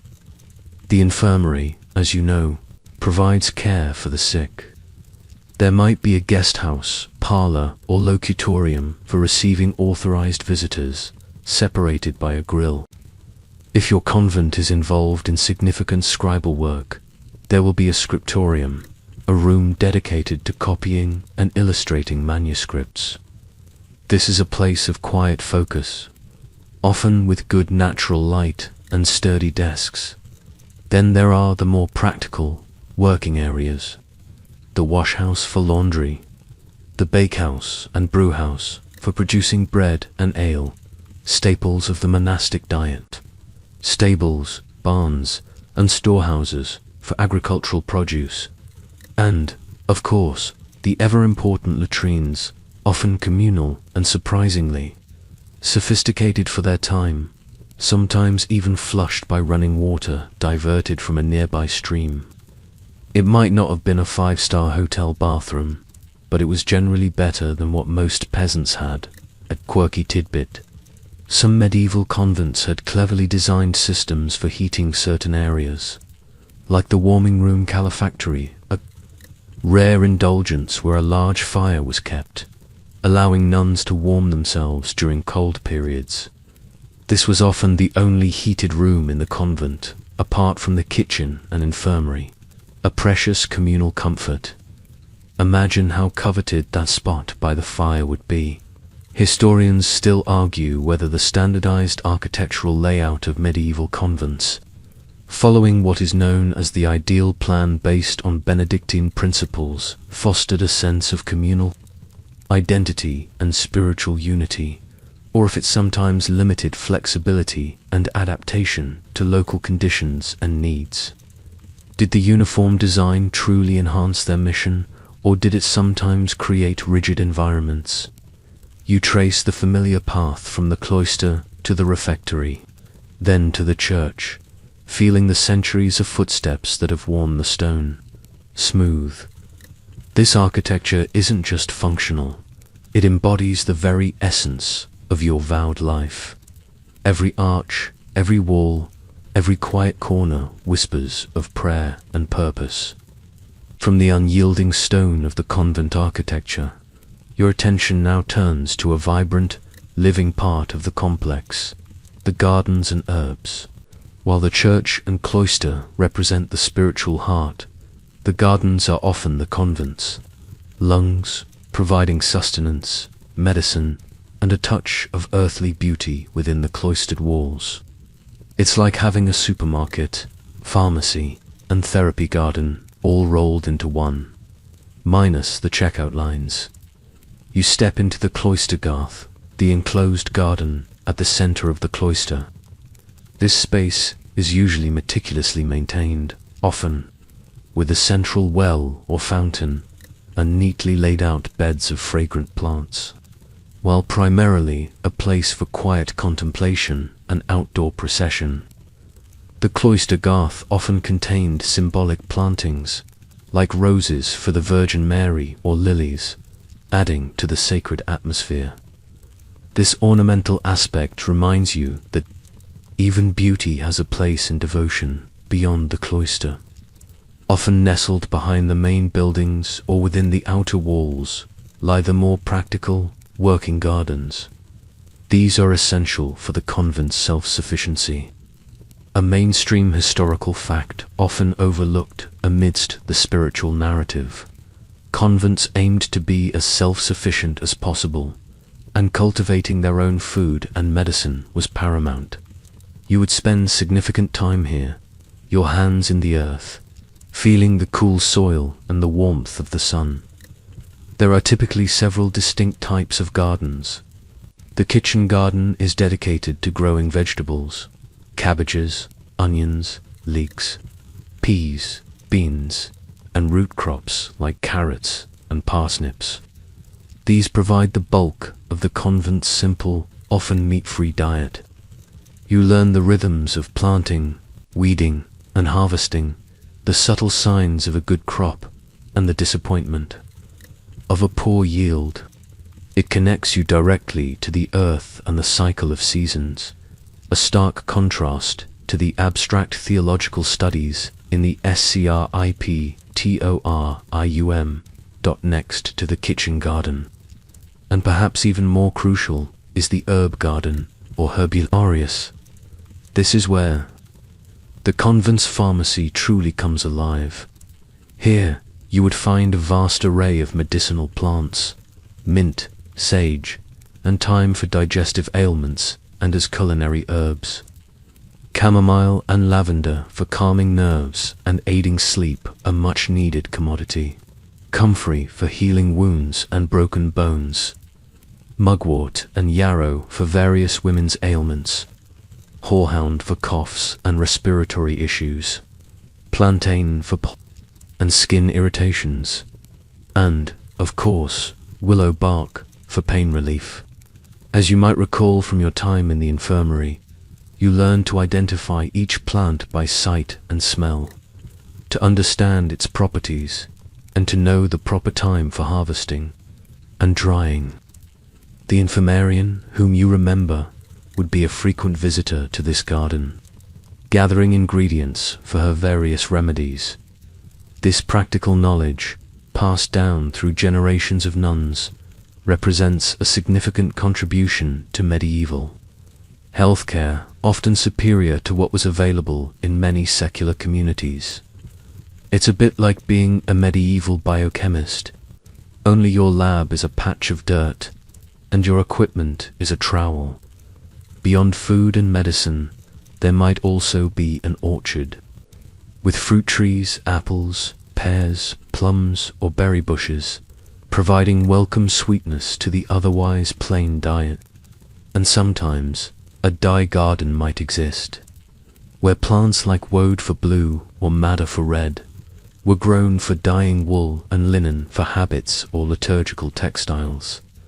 A quirky tidbit, some convent gardens even cultivated specific plants, like rue or wormwood, not just for medicinal purposes, but for their strong, bitter taste. which was sometimes used in small quantities as a reminder of life's bitterness and the need for humility. Talk about a taste of spiritual discipline. It truly illustrates how every aspect of their existence was imbued with deeper meaning. Historians still argue whether the extensive botanical knowledge accumulated in medieval convents was a continuation of ancient Roman and Greek medical traditions, or if it was largely developed independently through centuries of practical observation and experimentation within monastic communities. Did they simply preserve old knowledge, or did they innovate new remedies? You feel the rough soil on your hands, the sun warming your back, and the gentle hum of bees around the flowering herbs. This connection to the living world, to the cycles of growth and decay, offers a profound sense of peace and purpose, grounding your spiritual life in the very earth beneath your feet. The garden is a place of labor, yes, but also a sanctuary, a quiet classroom, and a testament to the convent's ingenious self-reliance. While the gardens offer solace and sustenance, life within the convent walls also means sharing your space with an array of often invited guests, animals, and pests. You quickly learn that medieval convents, for all their sanctity and strictures, are not immune to the natural world. From the helpful to the bothersome, these creatures are a constant, if sometimes irritating, presence. It's like living on a very old farm, but the farm animals occasionally sneak into prayer, and the pests are always on time for every meal. First, let's consider the intentional inhabitants. Many convents kept domestic animals vital for their self-sufficiency. You'd find chickens clucking in the courtyard or in dedicated coops, providing eggs and occasionally meat for the sick. Pigeons might roost in the dovecote, a source of both meat and valuable manure for the gardens. If the convent managed its own lands, there would be oxen or horses for ploughing and transport, though these would usually be housed outside the main cloister area. And of course, cats were ubiquitous, essential for keeping the rodent population in check. A good convent cat was as valued as a good scribe, probably more so if you had a mouse problem. This presence of utilitarian animals is a mainstream historical fact, reflecting the need for self-reliance. You might even see individual nuns with small, permitted pets, though this was often frowned upon by stricter abbesses and rules.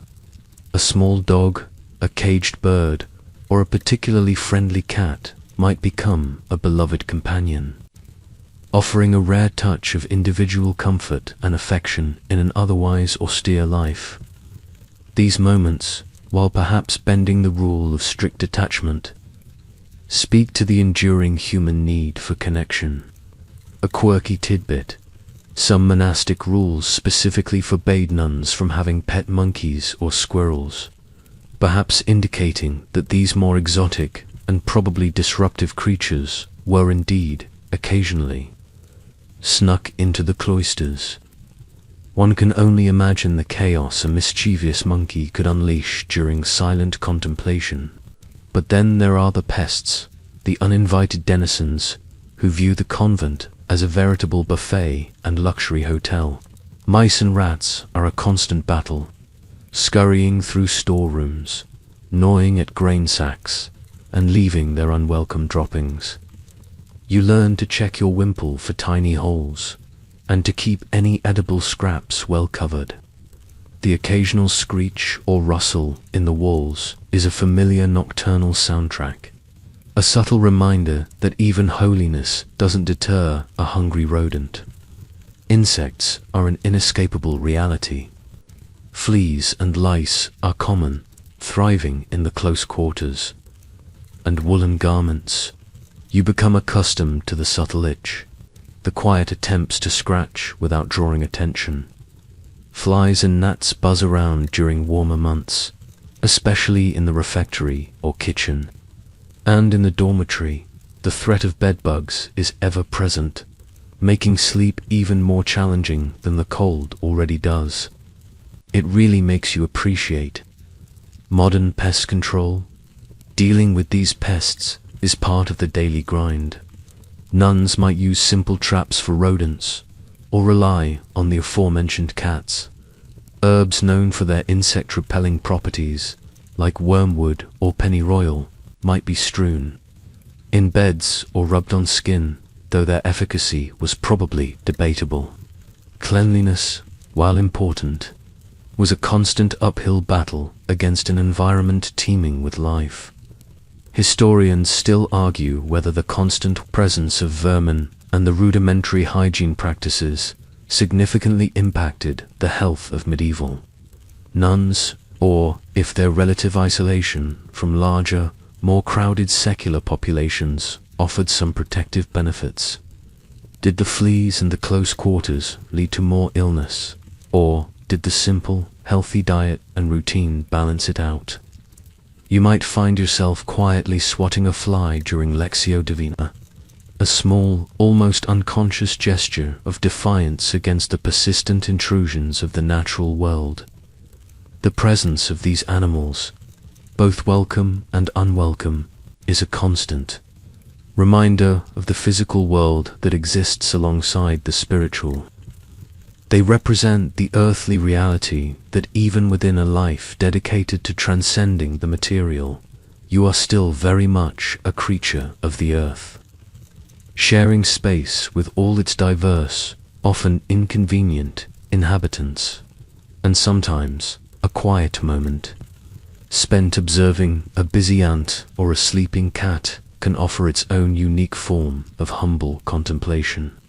A tiny, often overlooked, moment of connection in your disciplined life. Having navigated the living landscape of the convent, from its strategic architecture to its bustling, sometimes bothersome, animal inhabitants, your focus now settles on the very fabric you wear daily, your clothing and habits. More than just garments, these simple articles of dress are deeply symbolic, defining your identity, your status, and your commitment to a life apart. It's like wearing the ultimate uniform, one that screams spiritual dedication instead of fast food employee. Upon entering the convent, you received your first, simpler tunic, marking you as a postulant or novice.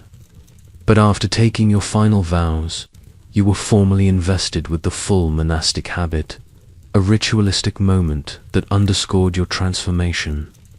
This habit, typically made of coarse, undyed wool in natural colors like gray, black, or off-white, is designed for practicality, humility, and uniformity. This is a mainstream historical fact.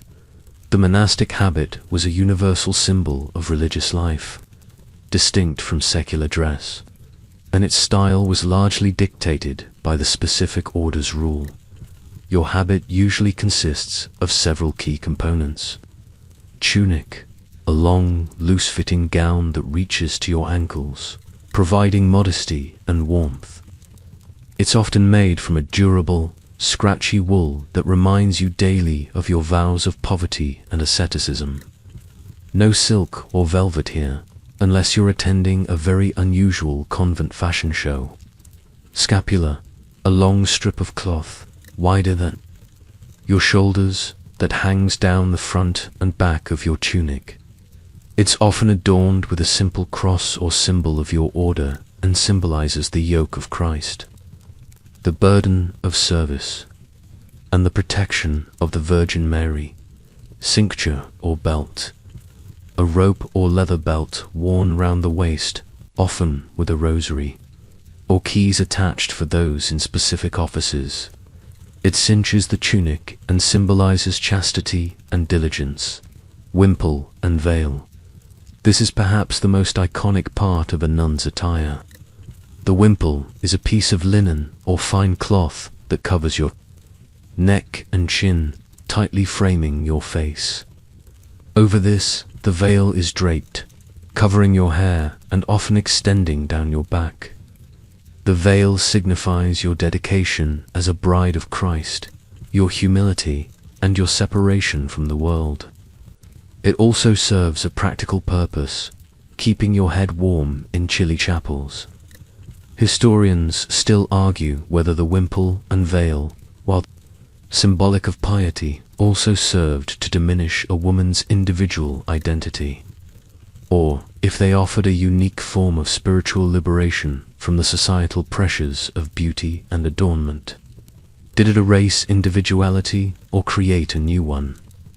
The simplicity of the habit is a deliberate rejection of worldly fashion and vanity. There are no changing trends, no elaborate adornments, no personal flair permitted. Every nun wears essentially the same garment, reinforcing the communal identity and minimizing any distinction based on wealth or status. It's a daily reminder of your vow of poverty and your commitment to a life free from material attachments. You learn to appreciate the warmth of the wool, the practical freedom of movement, and the sheer lack of decision-making required for your daily outfit. What a time saver. The care of your habit is also part of your duties. You learn to mend tears, to keep it clean as best as medieval methods allow, and to ensure it is always presentable for liturgical services. The washhouse, which you remember from our architectural tour, is a place of regular, communal labor, as nuns diligently wash their habits and linens. A constant battle against the grime of medieval life. A quirky tidbit, some monastic rules were so specific they even dictated the exact number of pleats in a wimple or the precise length of a veil, ensuring uniformity right down to the smallest detail. This obsessive attention to sartorial discipline underlines the extent to which every aspect of monastic life was codified and controlled, aiming for perfect order. One can imagine an abbess giving a stern lecture about an unapproved pleat. Over time, your habit becomes a second skin, comfortable in its familiarity, a constant physical manifestation of your spiritual identity. You no longer think about what to wear. You simply wear who you are. It defines you to the outside world, a visible sign of your consecration, and reminds you, inwardly, of the profound vows you have taken. The simplicity of the garment offers its own form of freedom, freeing your mind from trivial concerns and allowing it to dwell on higher things. It's a silent, humble sermon you wear every day. After contemplating the very clothes on your back, the next logical, if somewhat less glamorous, aspect of medieval convent life to consider is hygiene and cleanliness. Forget everything you know about daily showers, scented soaps, and sparkling porcelain. Life in a medieval convent, even a pious one, was a far cry from modern standards of personal cleanliness and sanitation. It's like a permanent camping trip, but with more stone buildings and less s'mores. Personal hygiene for medieval nuns, like for most people of the era, was a much simpler affair than today. Daily full body washing was rare, largely due to the sheer logistical challenges of heating enough water and the prevailing medical theories that believed frequent bathing could open pores and make one susceptible to illness. Instead, cleansing would focus on hands and face, often with cold water, particularly before meals or after manual labor. Imagine facing the chill of an unheated washroom on a frosty morning, a small basin of icy water waiting. This practical reality is a mainstream historical fact. Medieval hygiene practices, even in communal settings, were vastly different from our own. Bathing, when it did occur, was often communal and infrequent, perhaps only a few times a year, or before major feast days like Easter. The bathhouse, if the convent possessed one, might consist of large wooden tubs filled with heated water, which would then be shared among several nuns. It was a functional process, not a leisurely soak. While medieval people were not necessarily dirty by their own standards, their concept of cleanliness was simply different, focused more on changing linens and removing visible grime rather than daily full body washing. You would certainly learn to appreciate the concept of fresh air, and perhaps strategically position yourself downwind on certain days.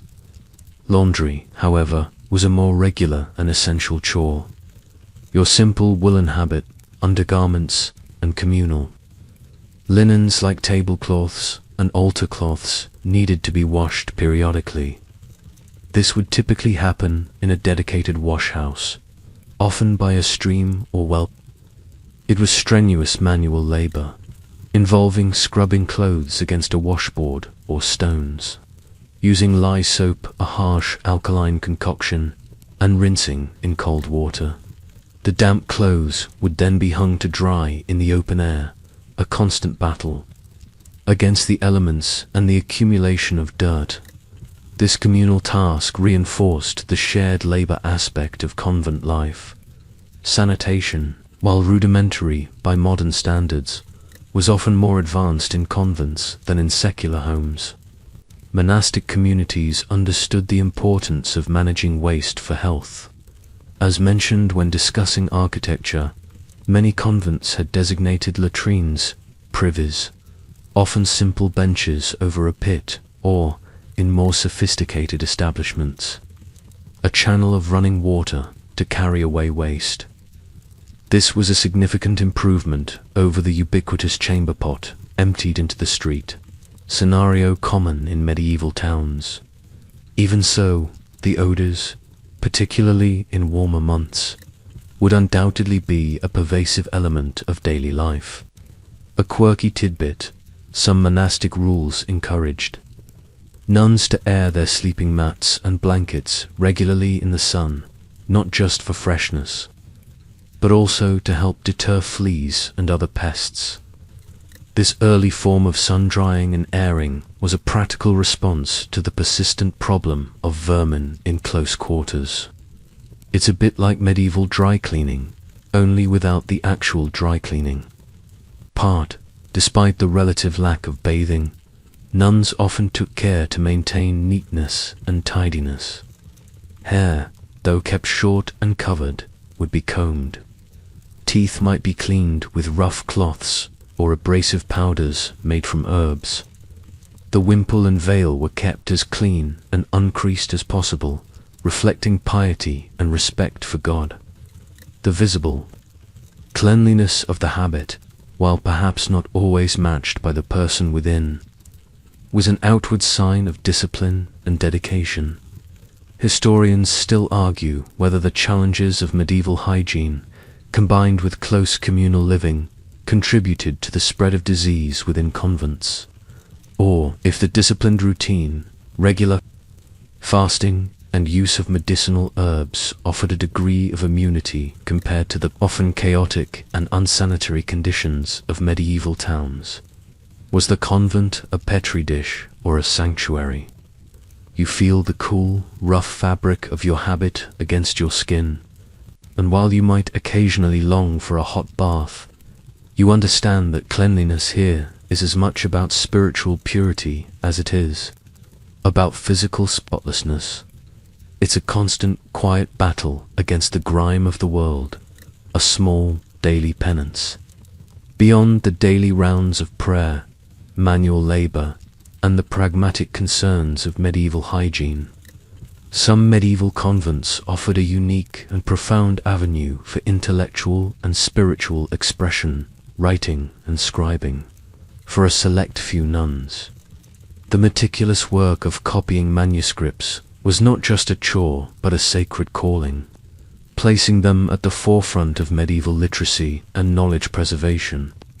It's like being a highly skilled, incredibly patient human printing press, but instead of ink and paper, you work with parchment and divine inspiration. If your convent was among the wealthier or more intellectually inclined, you might find yourself assigned to the scriptorium. This was a dedicated room, often located near the library or chapter house, designed for the delicate and demanding work of copying books. Imagine a quiet space, perhaps with large windows to maximize precious natural light, and individual carrels or desks where nuns would sit, hunched over their work for hours. The only sounds would be the scratching of quills, the rustle of parchment, and perhaps the turning of a page. This specialized labor is a mainstream historical fact. Many convents, particularly those of stricter orders, maintained active scriptoria, contributing significantly to the production and preservation of religious texts. The process of creating a manuscript was painstaking. You wouldn't be writing on paper, which was still relatively new and expensive in Europe. Instead, you would work with parchment, carefully prepared animal skin, usually sheep, calf, or goat, that had been painstakingly cleaned, stretched, and scraped to create a smooth, durable surface. This was no quick task. Preparing a single sheet of parchment could take days. Then, using a sharpened quill pen, often made from a goose feather, and ink ground from natural pigments, you would meticulously copy text, line by line, from an exemplar, an existing manuscript. This required incredible patience, concentration, and precision. Errors were costly, both in terms of wasted parchment and the time needed for erasure. Your hand would ache, your eyes strain in the dim light, and your back would protest the long hours of sitting. But there was also a profound sense of purpose in the work. You weren't just transcribing words. You were preserving sacred knowledge, creating texts that would be used for prayer, study, and the spiritual nourishment of generations to come. It was considered a form of prayer in itself, a meditative act of devotion. Imagine having to copy an entire book by hand, perfectly, with no spell check. It truly makes you appreciate your tablet. The texts copied were primarily religious: Bibles, psalters, liturgical books for the divine office, theological treatises, and the lives of saints. Some convents also copied secular texts, especially those related to grammar, medicine, or local history, demonstrating a broader intellectual interest. Beyond simply copying, some nuns were also skilled illuminators, adding intricate illustrations, decorative borders, and gilded initials to the manuscripts. This elevated the books into works of art, not just texts. The use of vibrant, expensive pigments, often imported from far-off lands, made these illuminated manuscripts truly breathtaking. A quirky tidbit: some medieval scribes, including nuns, would occasionally write small, personal notes or colophons in the margins or at the end of manuscripts. These might be complaints about the cold, the difficulty of the work, or even a humorous plea for a better meal, offering a rare glimpse into their daily lives and personalities. It's like finding a funny doodle in the margins of a very serious textbook. Historians still argue whether the act of scribing offered medieval nuns an unusual degree of intellectual agency and creative outlet, or if it was primarily a labor of obedience that reinforced established ecclesiastical control over knowledge. Did the scriptorium truly empower female scholars, or was it a glorified copying machine? You feel the smooth, cool surface of the parchment, the subtle drag of the quill, and the quiet satisfaction of seeing words slowly fill the page. The act of writing becomes a deeply personal, yet communal endeavor. Your individual efforts contribute to the convent's library, its legacy of learning, and its spiritual mission. In a world where few could read, and even fewer could write. You, as a scribing nun, are part of an elite group, preserving the wisdom of the past for the future. And as you painstakingly form each letter, you know you are not just copying words. You are breathing life into them, making them accessible, and ensuring their spiritual power endures. While the scriptorium offered an intellectual outlet through the written word, medieval convents also provided another, often visually stunning, avenue for expression and devotion, art and craftsmanship. Beyond the functional necessity of manual labor, many nuns engaged in skilled artistic pursuits, transforming raw materials into objects of beauty and spiritual significance. It's like a medieval artisan workshop, but instead of making trendy home decor, they're making sacred treasures. The most prominent form of artistic craftsmanship in convents was often textile work. Nuns were renowned for their exquisite skills in embroidery and weaving. Imagine rows of nuns, bent over frames, their needles meticulously working threads of silk, wool, and even gold and silver into elaborate designs.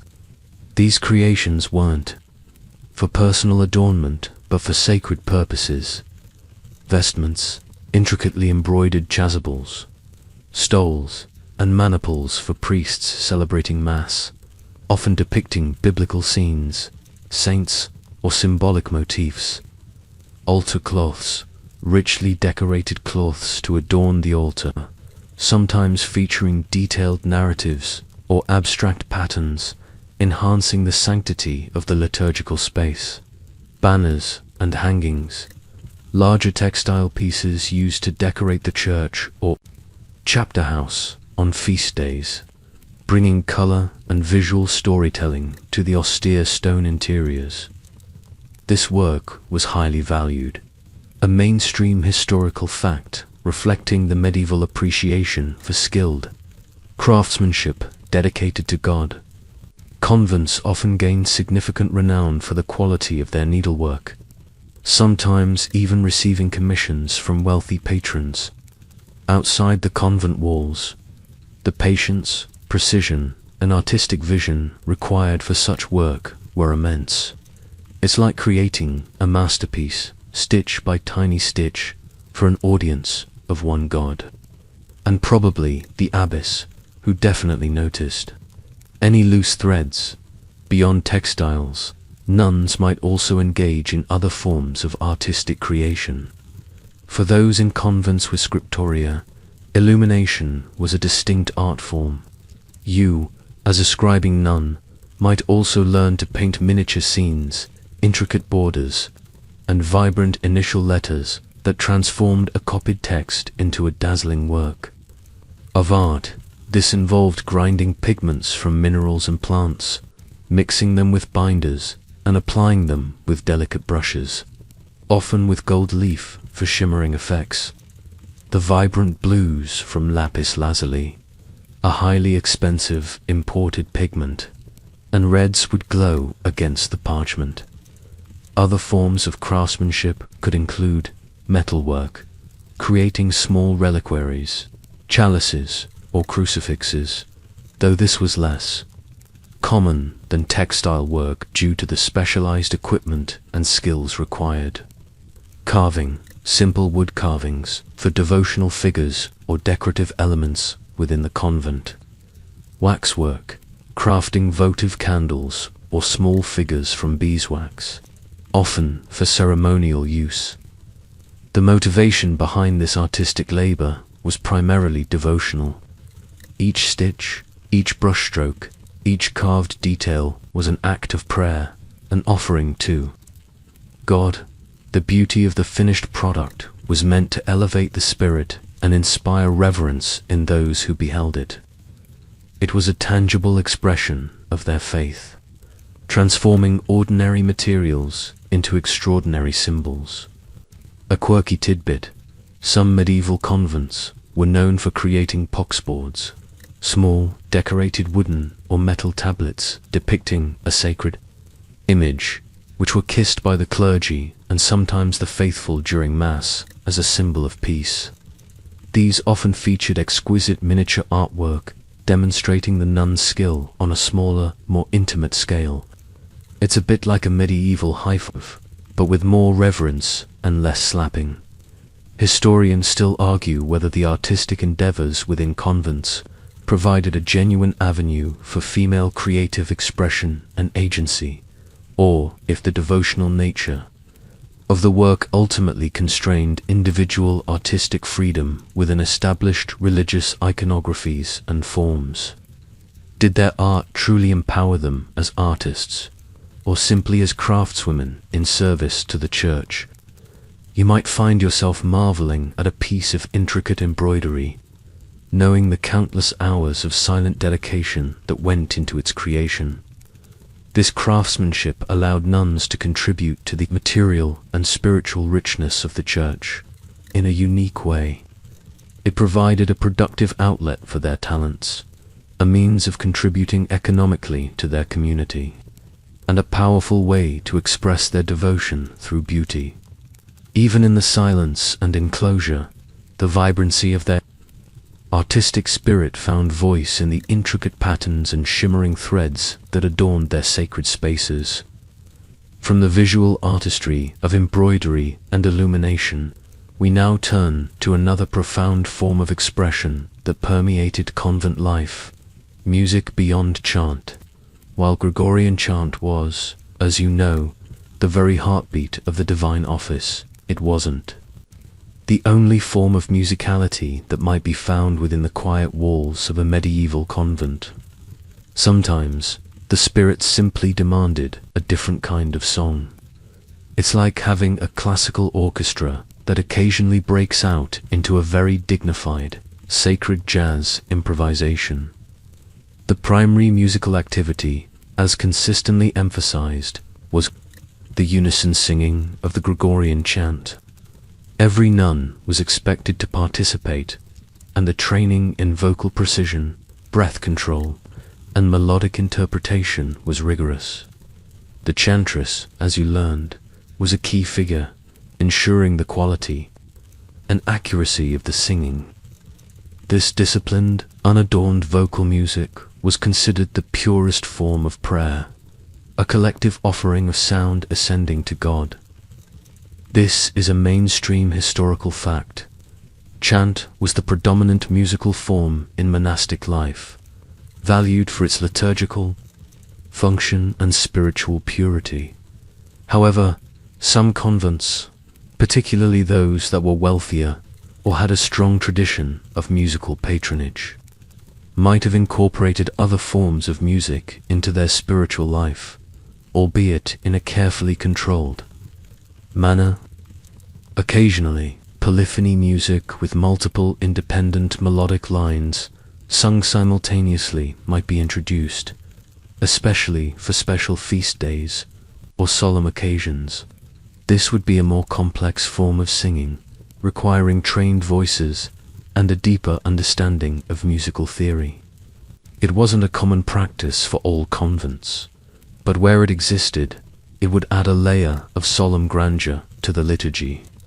Imagine the challenge of keeping those multiple lines straight when you're already half asleep for matins.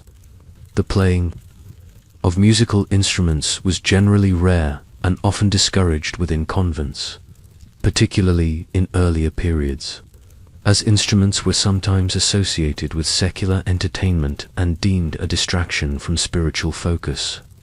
However, there were exceptions. Small, portable instruments, like a portative organ, a tiny, handheld organ, a rebec, a stringed instrument similar to a fiddle, or a harp might occasionally be used to accompany singing, especially during processions or in certain devotional contexts outside the main liturgical hours. These would not be for entertainment, but for enhancing the spiritual atmosphere.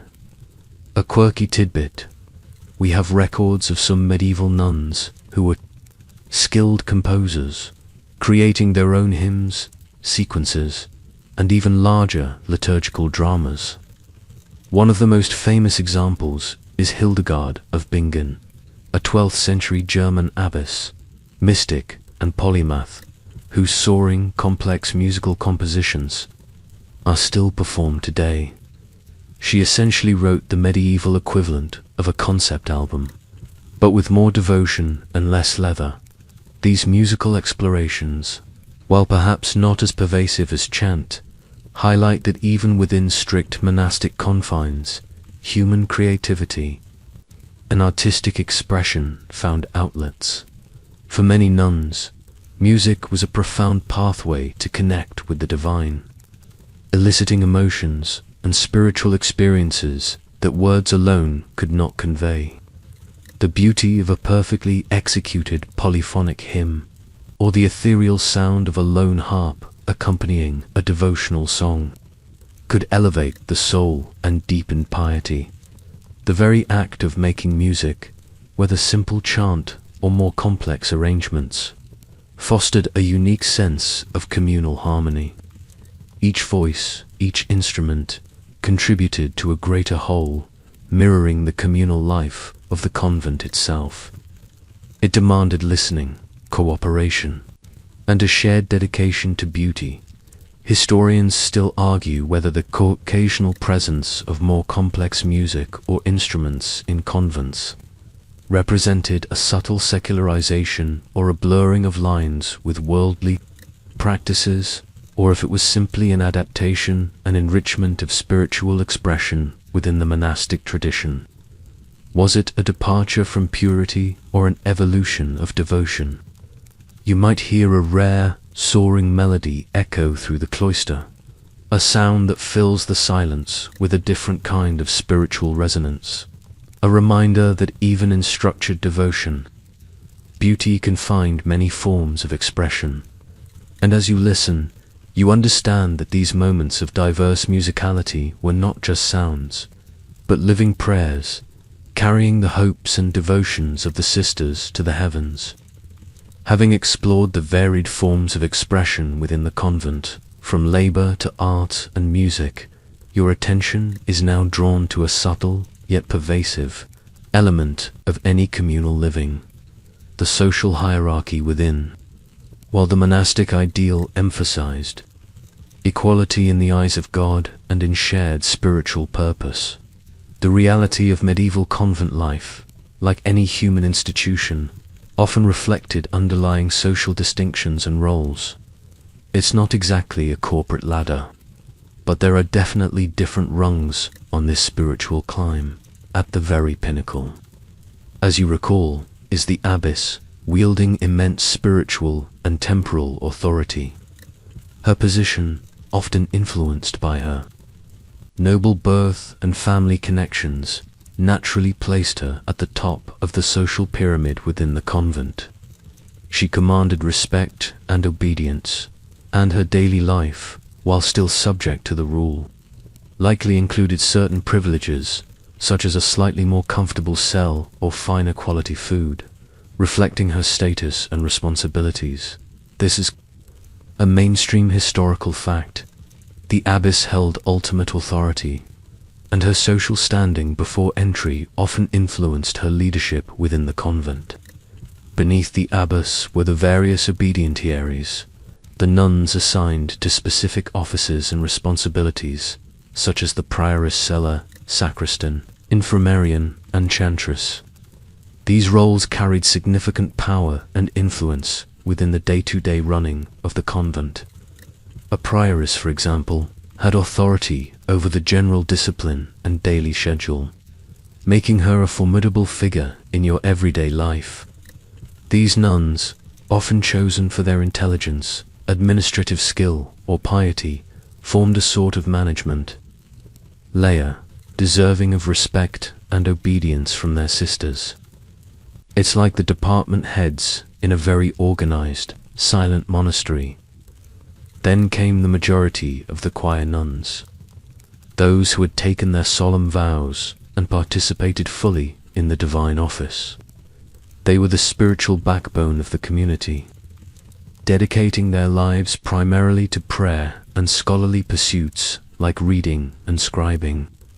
While theoretically equal in their spiritual calling, distinctions could still exist based on their original social standing. Nuns from noble or wealthy families often held a certain unspoken prestige, sometimes even enjoying slightly better accommodations or receiving more frequent correspondence from their influential families. This subtle class distinction, though officially discouraged by the rule of poverty, was a reality in many convents. A step below the choir, nuns were the lay sisters or conversi. These women took simpler vows and were primarily responsible for the more physically demanding and less spiritual tasks, such as cooking, cleaning, gardening, and managing the convent's external affairs and manual labor. They often lived in separate quarters and did not participate in the full divine office, though they would attend Mass and simple prayers. They were essential to the convent's functioning, freeing the choir nuns for their spiritual duties. Their inclusion reflects a pragmatic need for labor and often provided an avenue for women from less privileged backgrounds to enter religious life without the educational or financial requirements of a choir nun. It's a bit like having a dedicated operations team for your spiritual endeavor. A quirky tidbit: in some medieval convents, the social hierarchy was even reflected in burial practices. More prominent abbesses and nuns from noble families might be buried closer to the high altar or in more ornate tombs, while lay sisters might be interred in simpler graves in the communal cemetery. Even in death, the societal structures sometimes lingered. It's a bit morbid to think about, but even then, who got the best spot mattered. Finally, at the bottom of the hierarchy were the novices and postulants, still in their probationary periods. They were under strict obedience to all professed nuns and were constantly being evaluated for their suitability. Their position was temporary, their future uncertain, and they held no authority within the community. Historians still argue whether the presence of a distinct social hierarchy within convents undermined the monastic ideal of egalitarianism and community, or if it was a necessary and practical adaptation that allowed these complex institutions to function effectively within medieval society. Did these distinctions create division or simply enable organized life? You observe the subtle cues: who speaks first, who defers, who sits where in the refectory or chapter house. You recognize that even within a sacred space dedicated to humble service, the echoes of the outside world and the practicalities of management inevitably shape the human interactions within. Despite the vows of equality, an unspoken understanding of rank and role persists, guiding the silent ballet of convent life. Understanding the social stratification within the convent naturally leads us to consider the very bedrock upon which such institutions were built and sustained: finances and endowments. Medieval convents, far from being simply places of spiritual retreat, were complex economic entities, requiring significant resources to operate, maintain their buildings, feed their inhabitants, and fulfill their charitable missions. It's like running a very old, very spiritual non-profit, where your main revenue stream is land, and occasionally a very generous noble. The financial well-being of a medieval convent was primarily dependent on endowments. These were gifts of land, property, money, or rights such as fishing rights or milling rights, bestowed upon the convent by wealthy patrons, often noble families, royalty, or affluent merchants. These endowments were usually made for spiritual reasons, in exchange for prayers for the patron's soul and the souls of their deceased family members. A noble family might endow a convent to ensure a continuous stream of prayers for their lineage, or to provide a place for their unmarried daughters. This system of endowments was a mainstream historical fact and the lifeblood of most medieval monastic institutions. The income generated from these endowments formed the convent's primary revenue. If a convent owned agricultural land, it would receive rents from its tenants, or directly profit from the sale of crops or livestock. If it had rights to a mill, it would collect fees for grinding grain. Some convents owned entire villages or market rights, giving them significant economic power in their region. The abbess, as you recall, was the chief administrator, responsible for managing these assets, collecting income, and overseeing expenditures. This often required considerable business acumen and legal knowledge, as she frequently had to defend the convent's property rights against encroaching nobles or greedy bishops. It really puts the abbey in Downton Abbey, only with more prayer and fewer snappy servants. Beyond endowments, convents also received income from dowries brought by nuns upon their entry, while the vow of poverty meant the nun herself renounced personal wealth. Her family was often expected to contribute a sum of money, land, or goods to the convent as her dowry. This was a significant source of income for many convents, particularly those that attracted daughters of the nobility or wealthy bourgeoisie. Historians still argue whether the requirement of a dowry for entry to some convents effectively limited religious life to wealthier classes, or if it was a necessary economic reality that enabled the convents to sustain their charitable and spiritual work. Was it a barrier or a lifeline? Other sources of income included donations and legacies, ad hoc gifts from pious individuals or bequests in wills, sale of goods. Convents might sell surplus agricultural produce, textiles like the exquisite embroidery we discussed, or even manuscripts produced in their scriptoria. Charitable work, while primarily a spiritual duty, some convents that offered infirmary care or hospitality might receive small offerings in return. Managing these finances was a constant challenge. Medieval economies were volatile, harvests could fail, and political instability could threaten landholdings. The abbess and her celler, the nun in charge of provisions and finance, had to be skilled in budgeting, record-keeping, and resource allocation to ensure the convent's survival. They had to balance the needs of the community, feeding and clothing the nuns, maintaining buildings, purchasing supplies with the convent's spiritual mission and charitable obligations.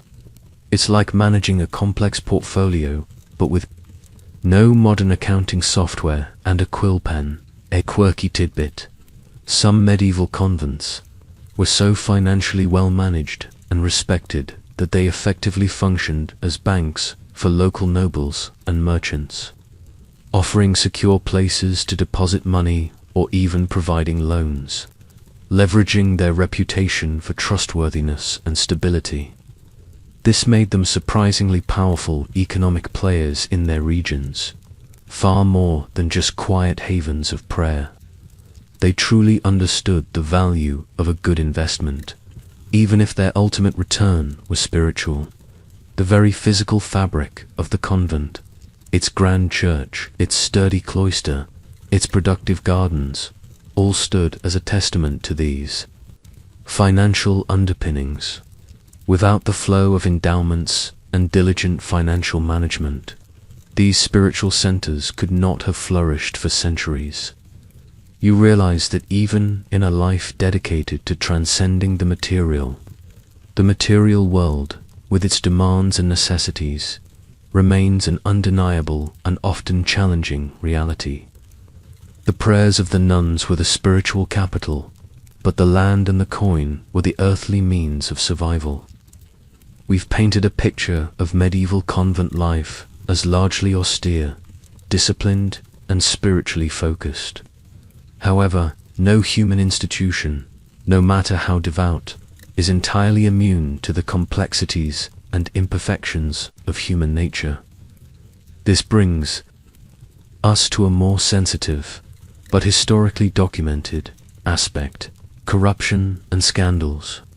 While certainly not the norm for most convents, instances of deviation from the rule, ranging from minor infractions to genuine moral failings, did occur. It's like finding out that even the most pious saints occasionally had a bad hair day, or maybe even snuck a cookie. It's important to state up front that the vast majority of medieval nuns lived lives of genuine piety, dedication, and strict adherence to their vows. Instances of serious scandal were relatively rare, and when they did occur, they were often met with swift and severe ecclesiastical action. However, the ideal of monastic purity was a constant struggle against human frailty and the temptations of the world. This is a mainstream historical fact. Despite the ideal, historical records contain instances of monastic communities struggling with various forms of laxity or deviation from their rules. What constituted a scandal in a medieval convent? It varied widely in severity. Laxity in observance. This was perhaps the most common corruption.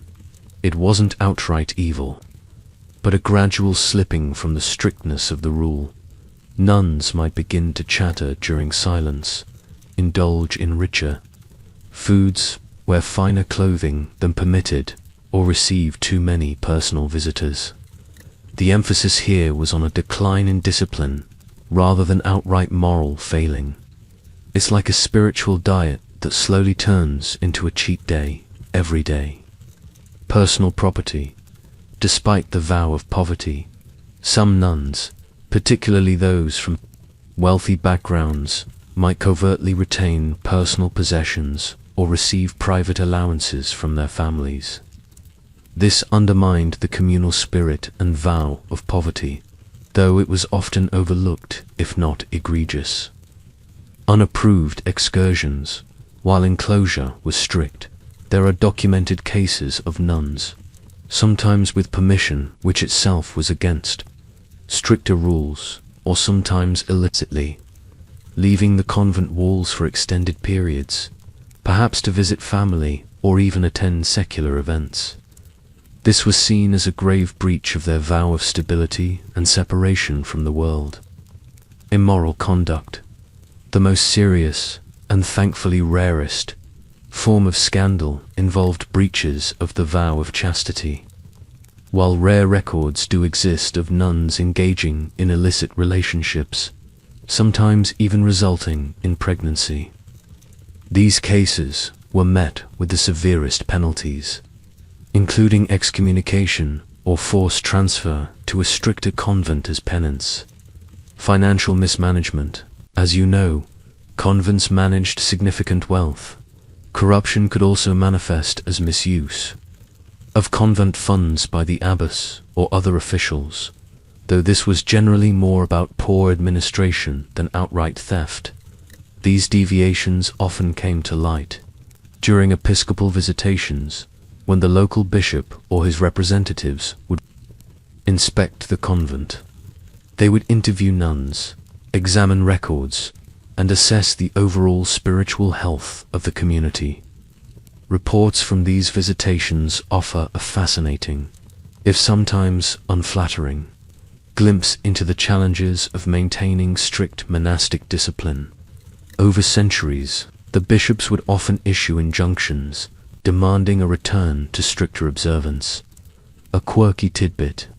Some medieval chronicles and satirical poems occasionally depicted naughty nuns engaging in worldly pursuits like gambling, dressing too lavishly, or having secret rendezvous. While these portrayals were often exaggerated for comedic or moralistic effect, they suggest that the idea of monastic transgression was not entirely foreign to the medieval imagination. It implies that people outside the convent were very keen on what was going on inside, perhaps hoping for some juicy gossip. Historians still argue whether the occasional instances of corruption and scandal in medieval convents were primarily a result of inherent human weakness, a symptom of broader societal moral decline, or an indication that the monastic ideal was simply too demanding for consistent human adherence. Was it human nature inevitably breaking through rigid rules, or a sign of deeper institutional issues? You reflect on the daily struggles you've witnessed, the small moments of temptation, and understand that maintaining constant vigilance against worldly desires is a lifelong battle, even for the most devout.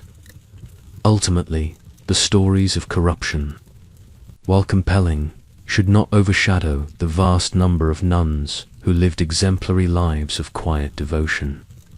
These occasional breaches serve as a reminder of the human element within a divine institution, and the continuous effort required to live up to a sacred ideal. The ideal remained a beacon of perfection against which every deviation, no matter how small, was measured.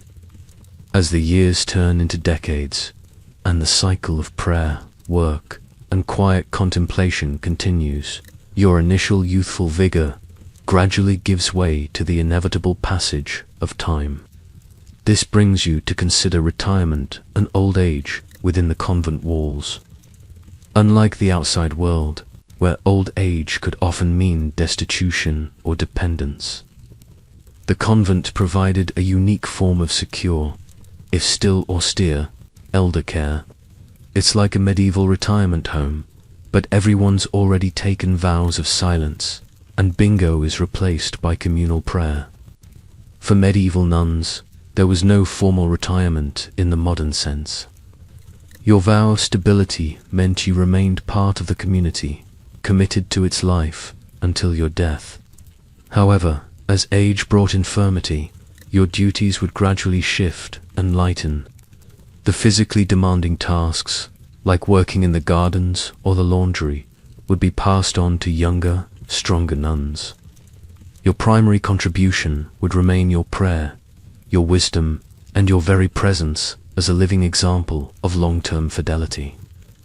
This continuity of care for the elderly is a mainstream historical fact in monastic communities, reflecting the strong communal bonds and charitable principles.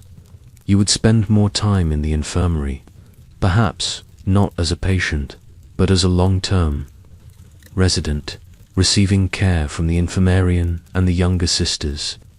Your days might involve more quiet contemplation, lectio divina, and private prayer, as the rigor of the full divine office became too physically demanding.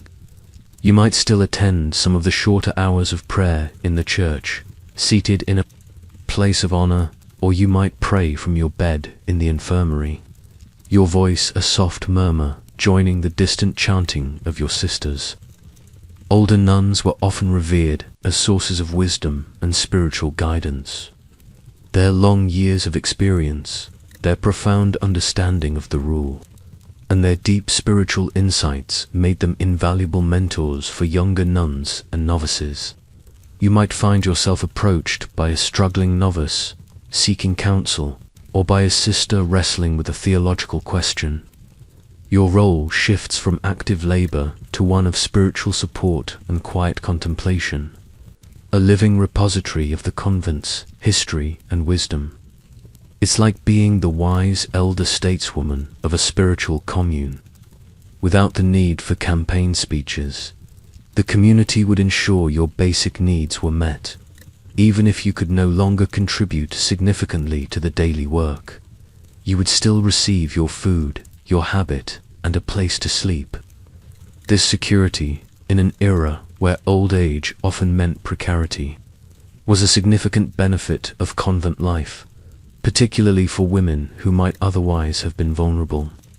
For women without family or resources, the convent truly offered a haven in their twilight years. However, old age also brought its own set of challenges. The pervasive cold of the stone buildings would feel more biting, the hard beds less forgiving.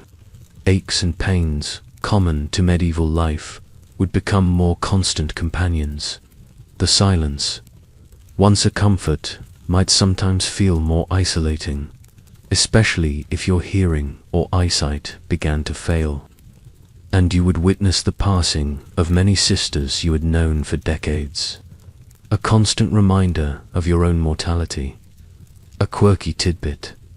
Some medieval convents allowed older or infirm nuns small comfort allowances or special dispensations, such as permission for a slightly warmer cloak, a softer pillow, or even a small, individual fire in their infirmary cell during the harshest winter months. These seemingly minor comforts were significant luxuries in the austere monastic environment, demonstrating a pragmatic compassion for those whose bodies could no longer endure the full rigor of the rule. They understood that sometimes a little extra warmth went a long way for the soul. Historians still argue whether the care provided to elderly nuns in medieval convents was truly comprehensive and compassionate by the standards of the time, or if the often limited resources meant that elder care was still fundamentally austere and challenging. Despite the best intentions, was it a true haven or merely a less harsh alternative to secular old age? You see the serene faces of the oldest nuns, their eyes holding a deep peace that transcends physical discomfort. Their lives are a testament to enduring faith, a quiet strength forged over decades of devotion. As you yourself age within the cloister, you realize that old age in the convent isn't an ending, but a transformation. It's a deepening of your spiritual journey, a final phase of purification and preparation for the ultimate union with God. Your life, once bustling with duties, now simplifies, narrowing to the most essential connection: prayer, presence, and patient waiting for the final call. The quiet decline into old age, spent in prayer and reflection, eventually leads to the inevitable and final transition: death and burial. Within the convent, death is not feared, but embraced as the ultimate fulfillment of a nun's vows, the moment of union with Christ, for which her entire life has been a preparation. The rituals surrounding a nun's passing are deeply moving, steeped in centuries of tradition, and performed with a solemn reverence that reflects profound faith. It's a bit like a highly organized, very spiritual funeral, where everyone already knows the deceased intimately. When a nun's health visibly declines, particularly in her old age, the community would gather around her, offering prayers and comfort. The infirmarian would provide what care she could, but the focus would shift to spiritual preparation. The dying nun would receive the last rites confession, anointing of the sick, and Holy Communion, preparing her soul for its journey. Her sisters would maintain a vigil, often chanting psalms quietly, ensuring she did not die alone. This communal spiritual support in a nun's final moments is a mainstream historical fact, integral to monastic practice. Upon her passing, the news would spread quietly through the convent. There would be no wailing or dramatic displays of grief, but a profound, reverent sadness. The body of the deceased sister would be prepared for burial by other nuns, washed and dressed in her full monastic habit, perhaps even with her veil arranged to cover her face, as if she was simply sleeping. She would often be laid out in a place of honor, perhaps in the chapter house or a designated area of the cloister, for a period of mourning and prayer. You would participate in these quiet vigils, offering your own prayers for her soul and reflecting on her life and devotion. The funeral service itself would be simple but deeply symbolic. The body would be processed from the chapter house to the church, accompanied by the solemn chanting of psalms and hymns. A Mass for the dead Requiem Mass would be celebrated, with prayers for the repose of her soul and the comfort of the living. The focus is always on the hope of resurrection and eternal life. a culmination of the spiritual journey. It's a bit like a grand farewell party, but the guest of honor is already on their way to a much better place. Burial would typically take place within the convent cemetery, often located within the cloister, garth, or in a dedicated plot of land adjacent to the church. The graves were usually simple, marked with a plain wooden cross or a small stone with the nun's name, often her religious name, and the date of her death. There would be no elaborate monuments or displays of wealth, reflecting the vow of poverty even in death. The graves were often dug by the nuns themselves or by the lay sisters, a final act of service to their departed sister. This direct, humble burial within the monastic enclosure reinforces the idea of the nun remaining forever part of her community, even after death. A quirky tidbit: some medieval convents had specific practices for ensuring the deceased nun's memory was kept alive, such as adding her name to a necrology or obit list, which would be read aloud daily or annually, so that the community would continually pray for her soul.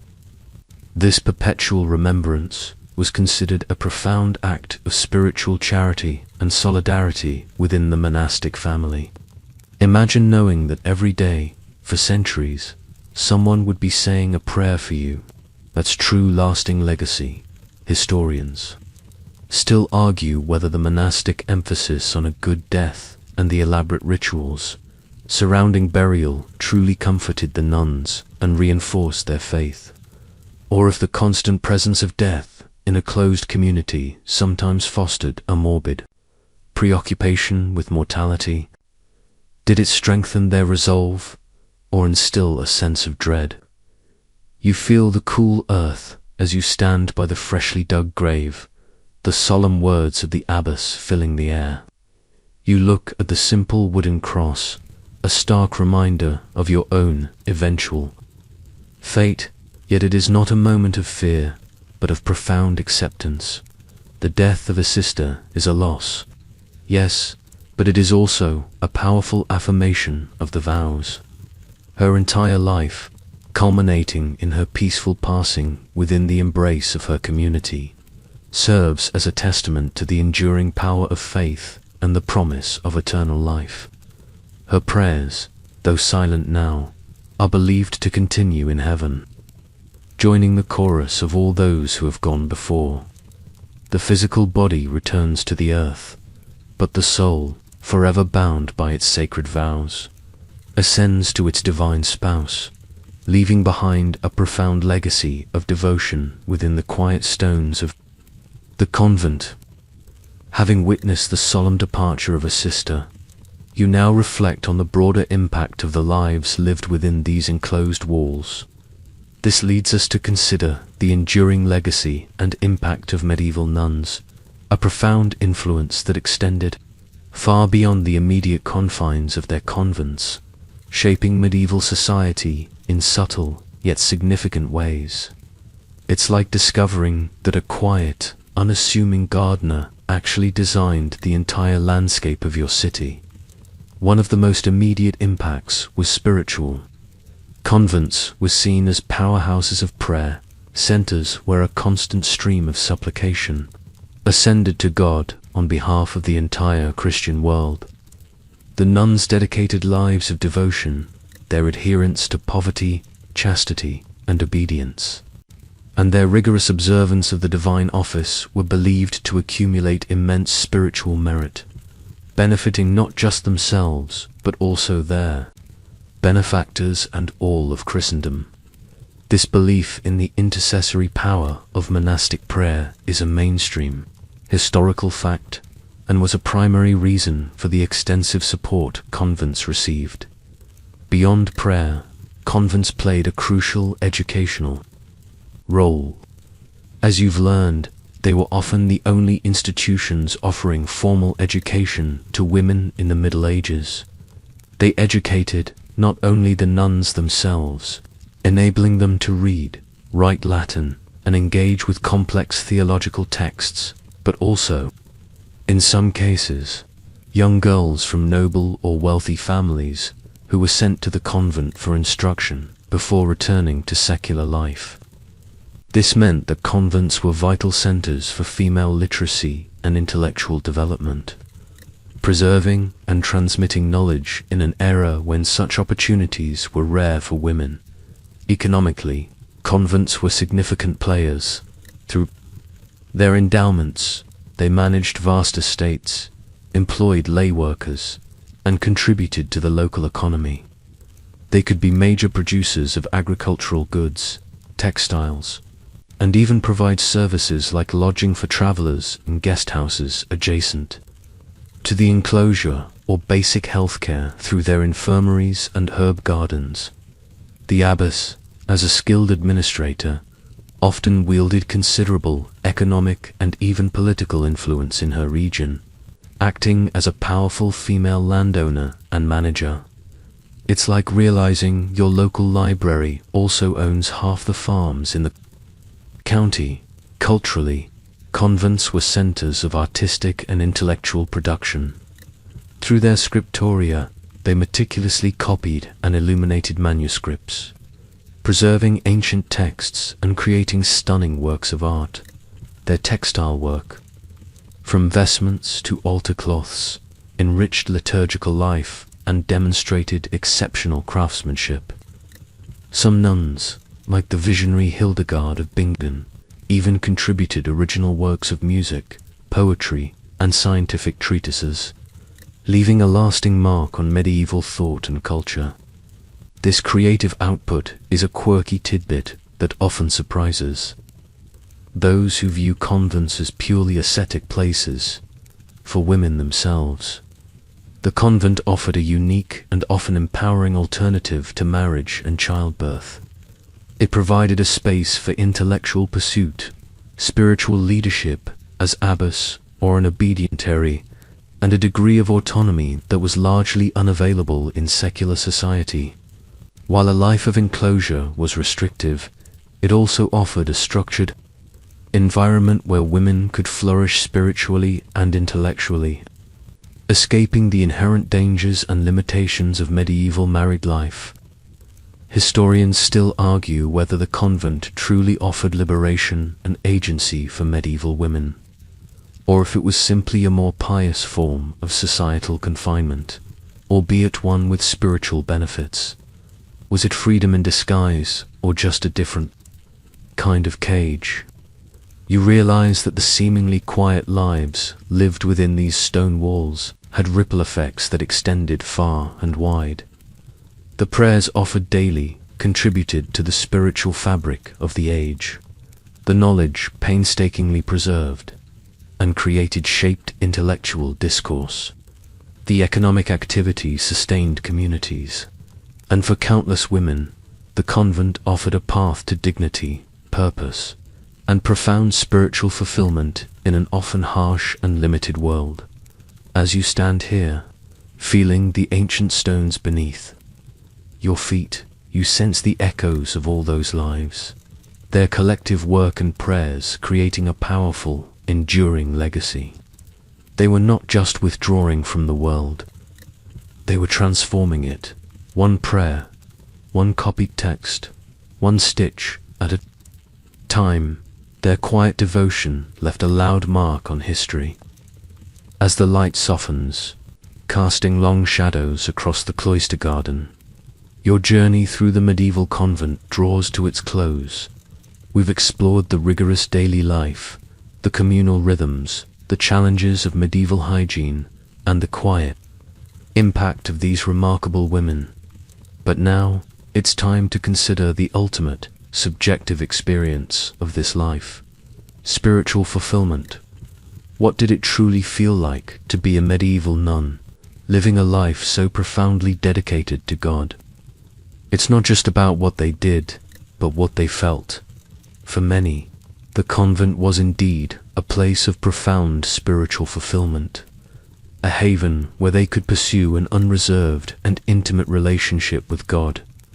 The very structure of the monastic day, with its constant cycle of prayer, lectio divina, and contemplation, was designed to draw the soul closer to the divine.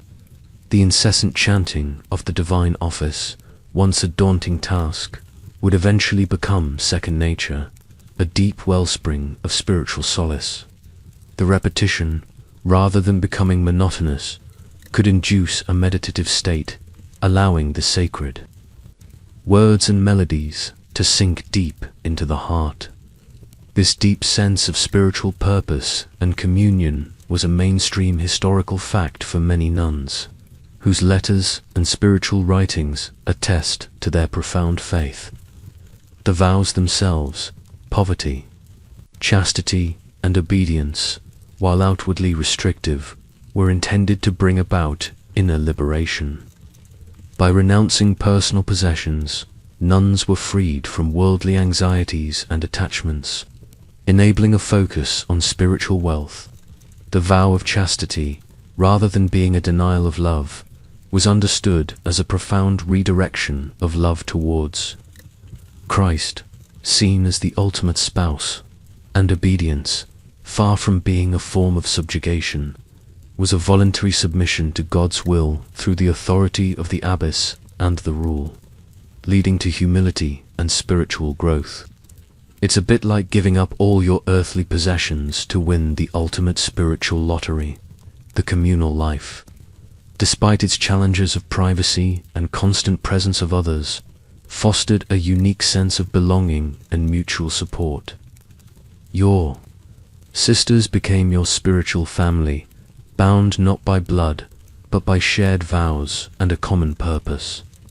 In moments of illness, doubt, or struggle, the prayers and presence of your community would be a powerful source of strength. This shared journey, the collective pursuit of holiness, could be deeply enriching and affirming.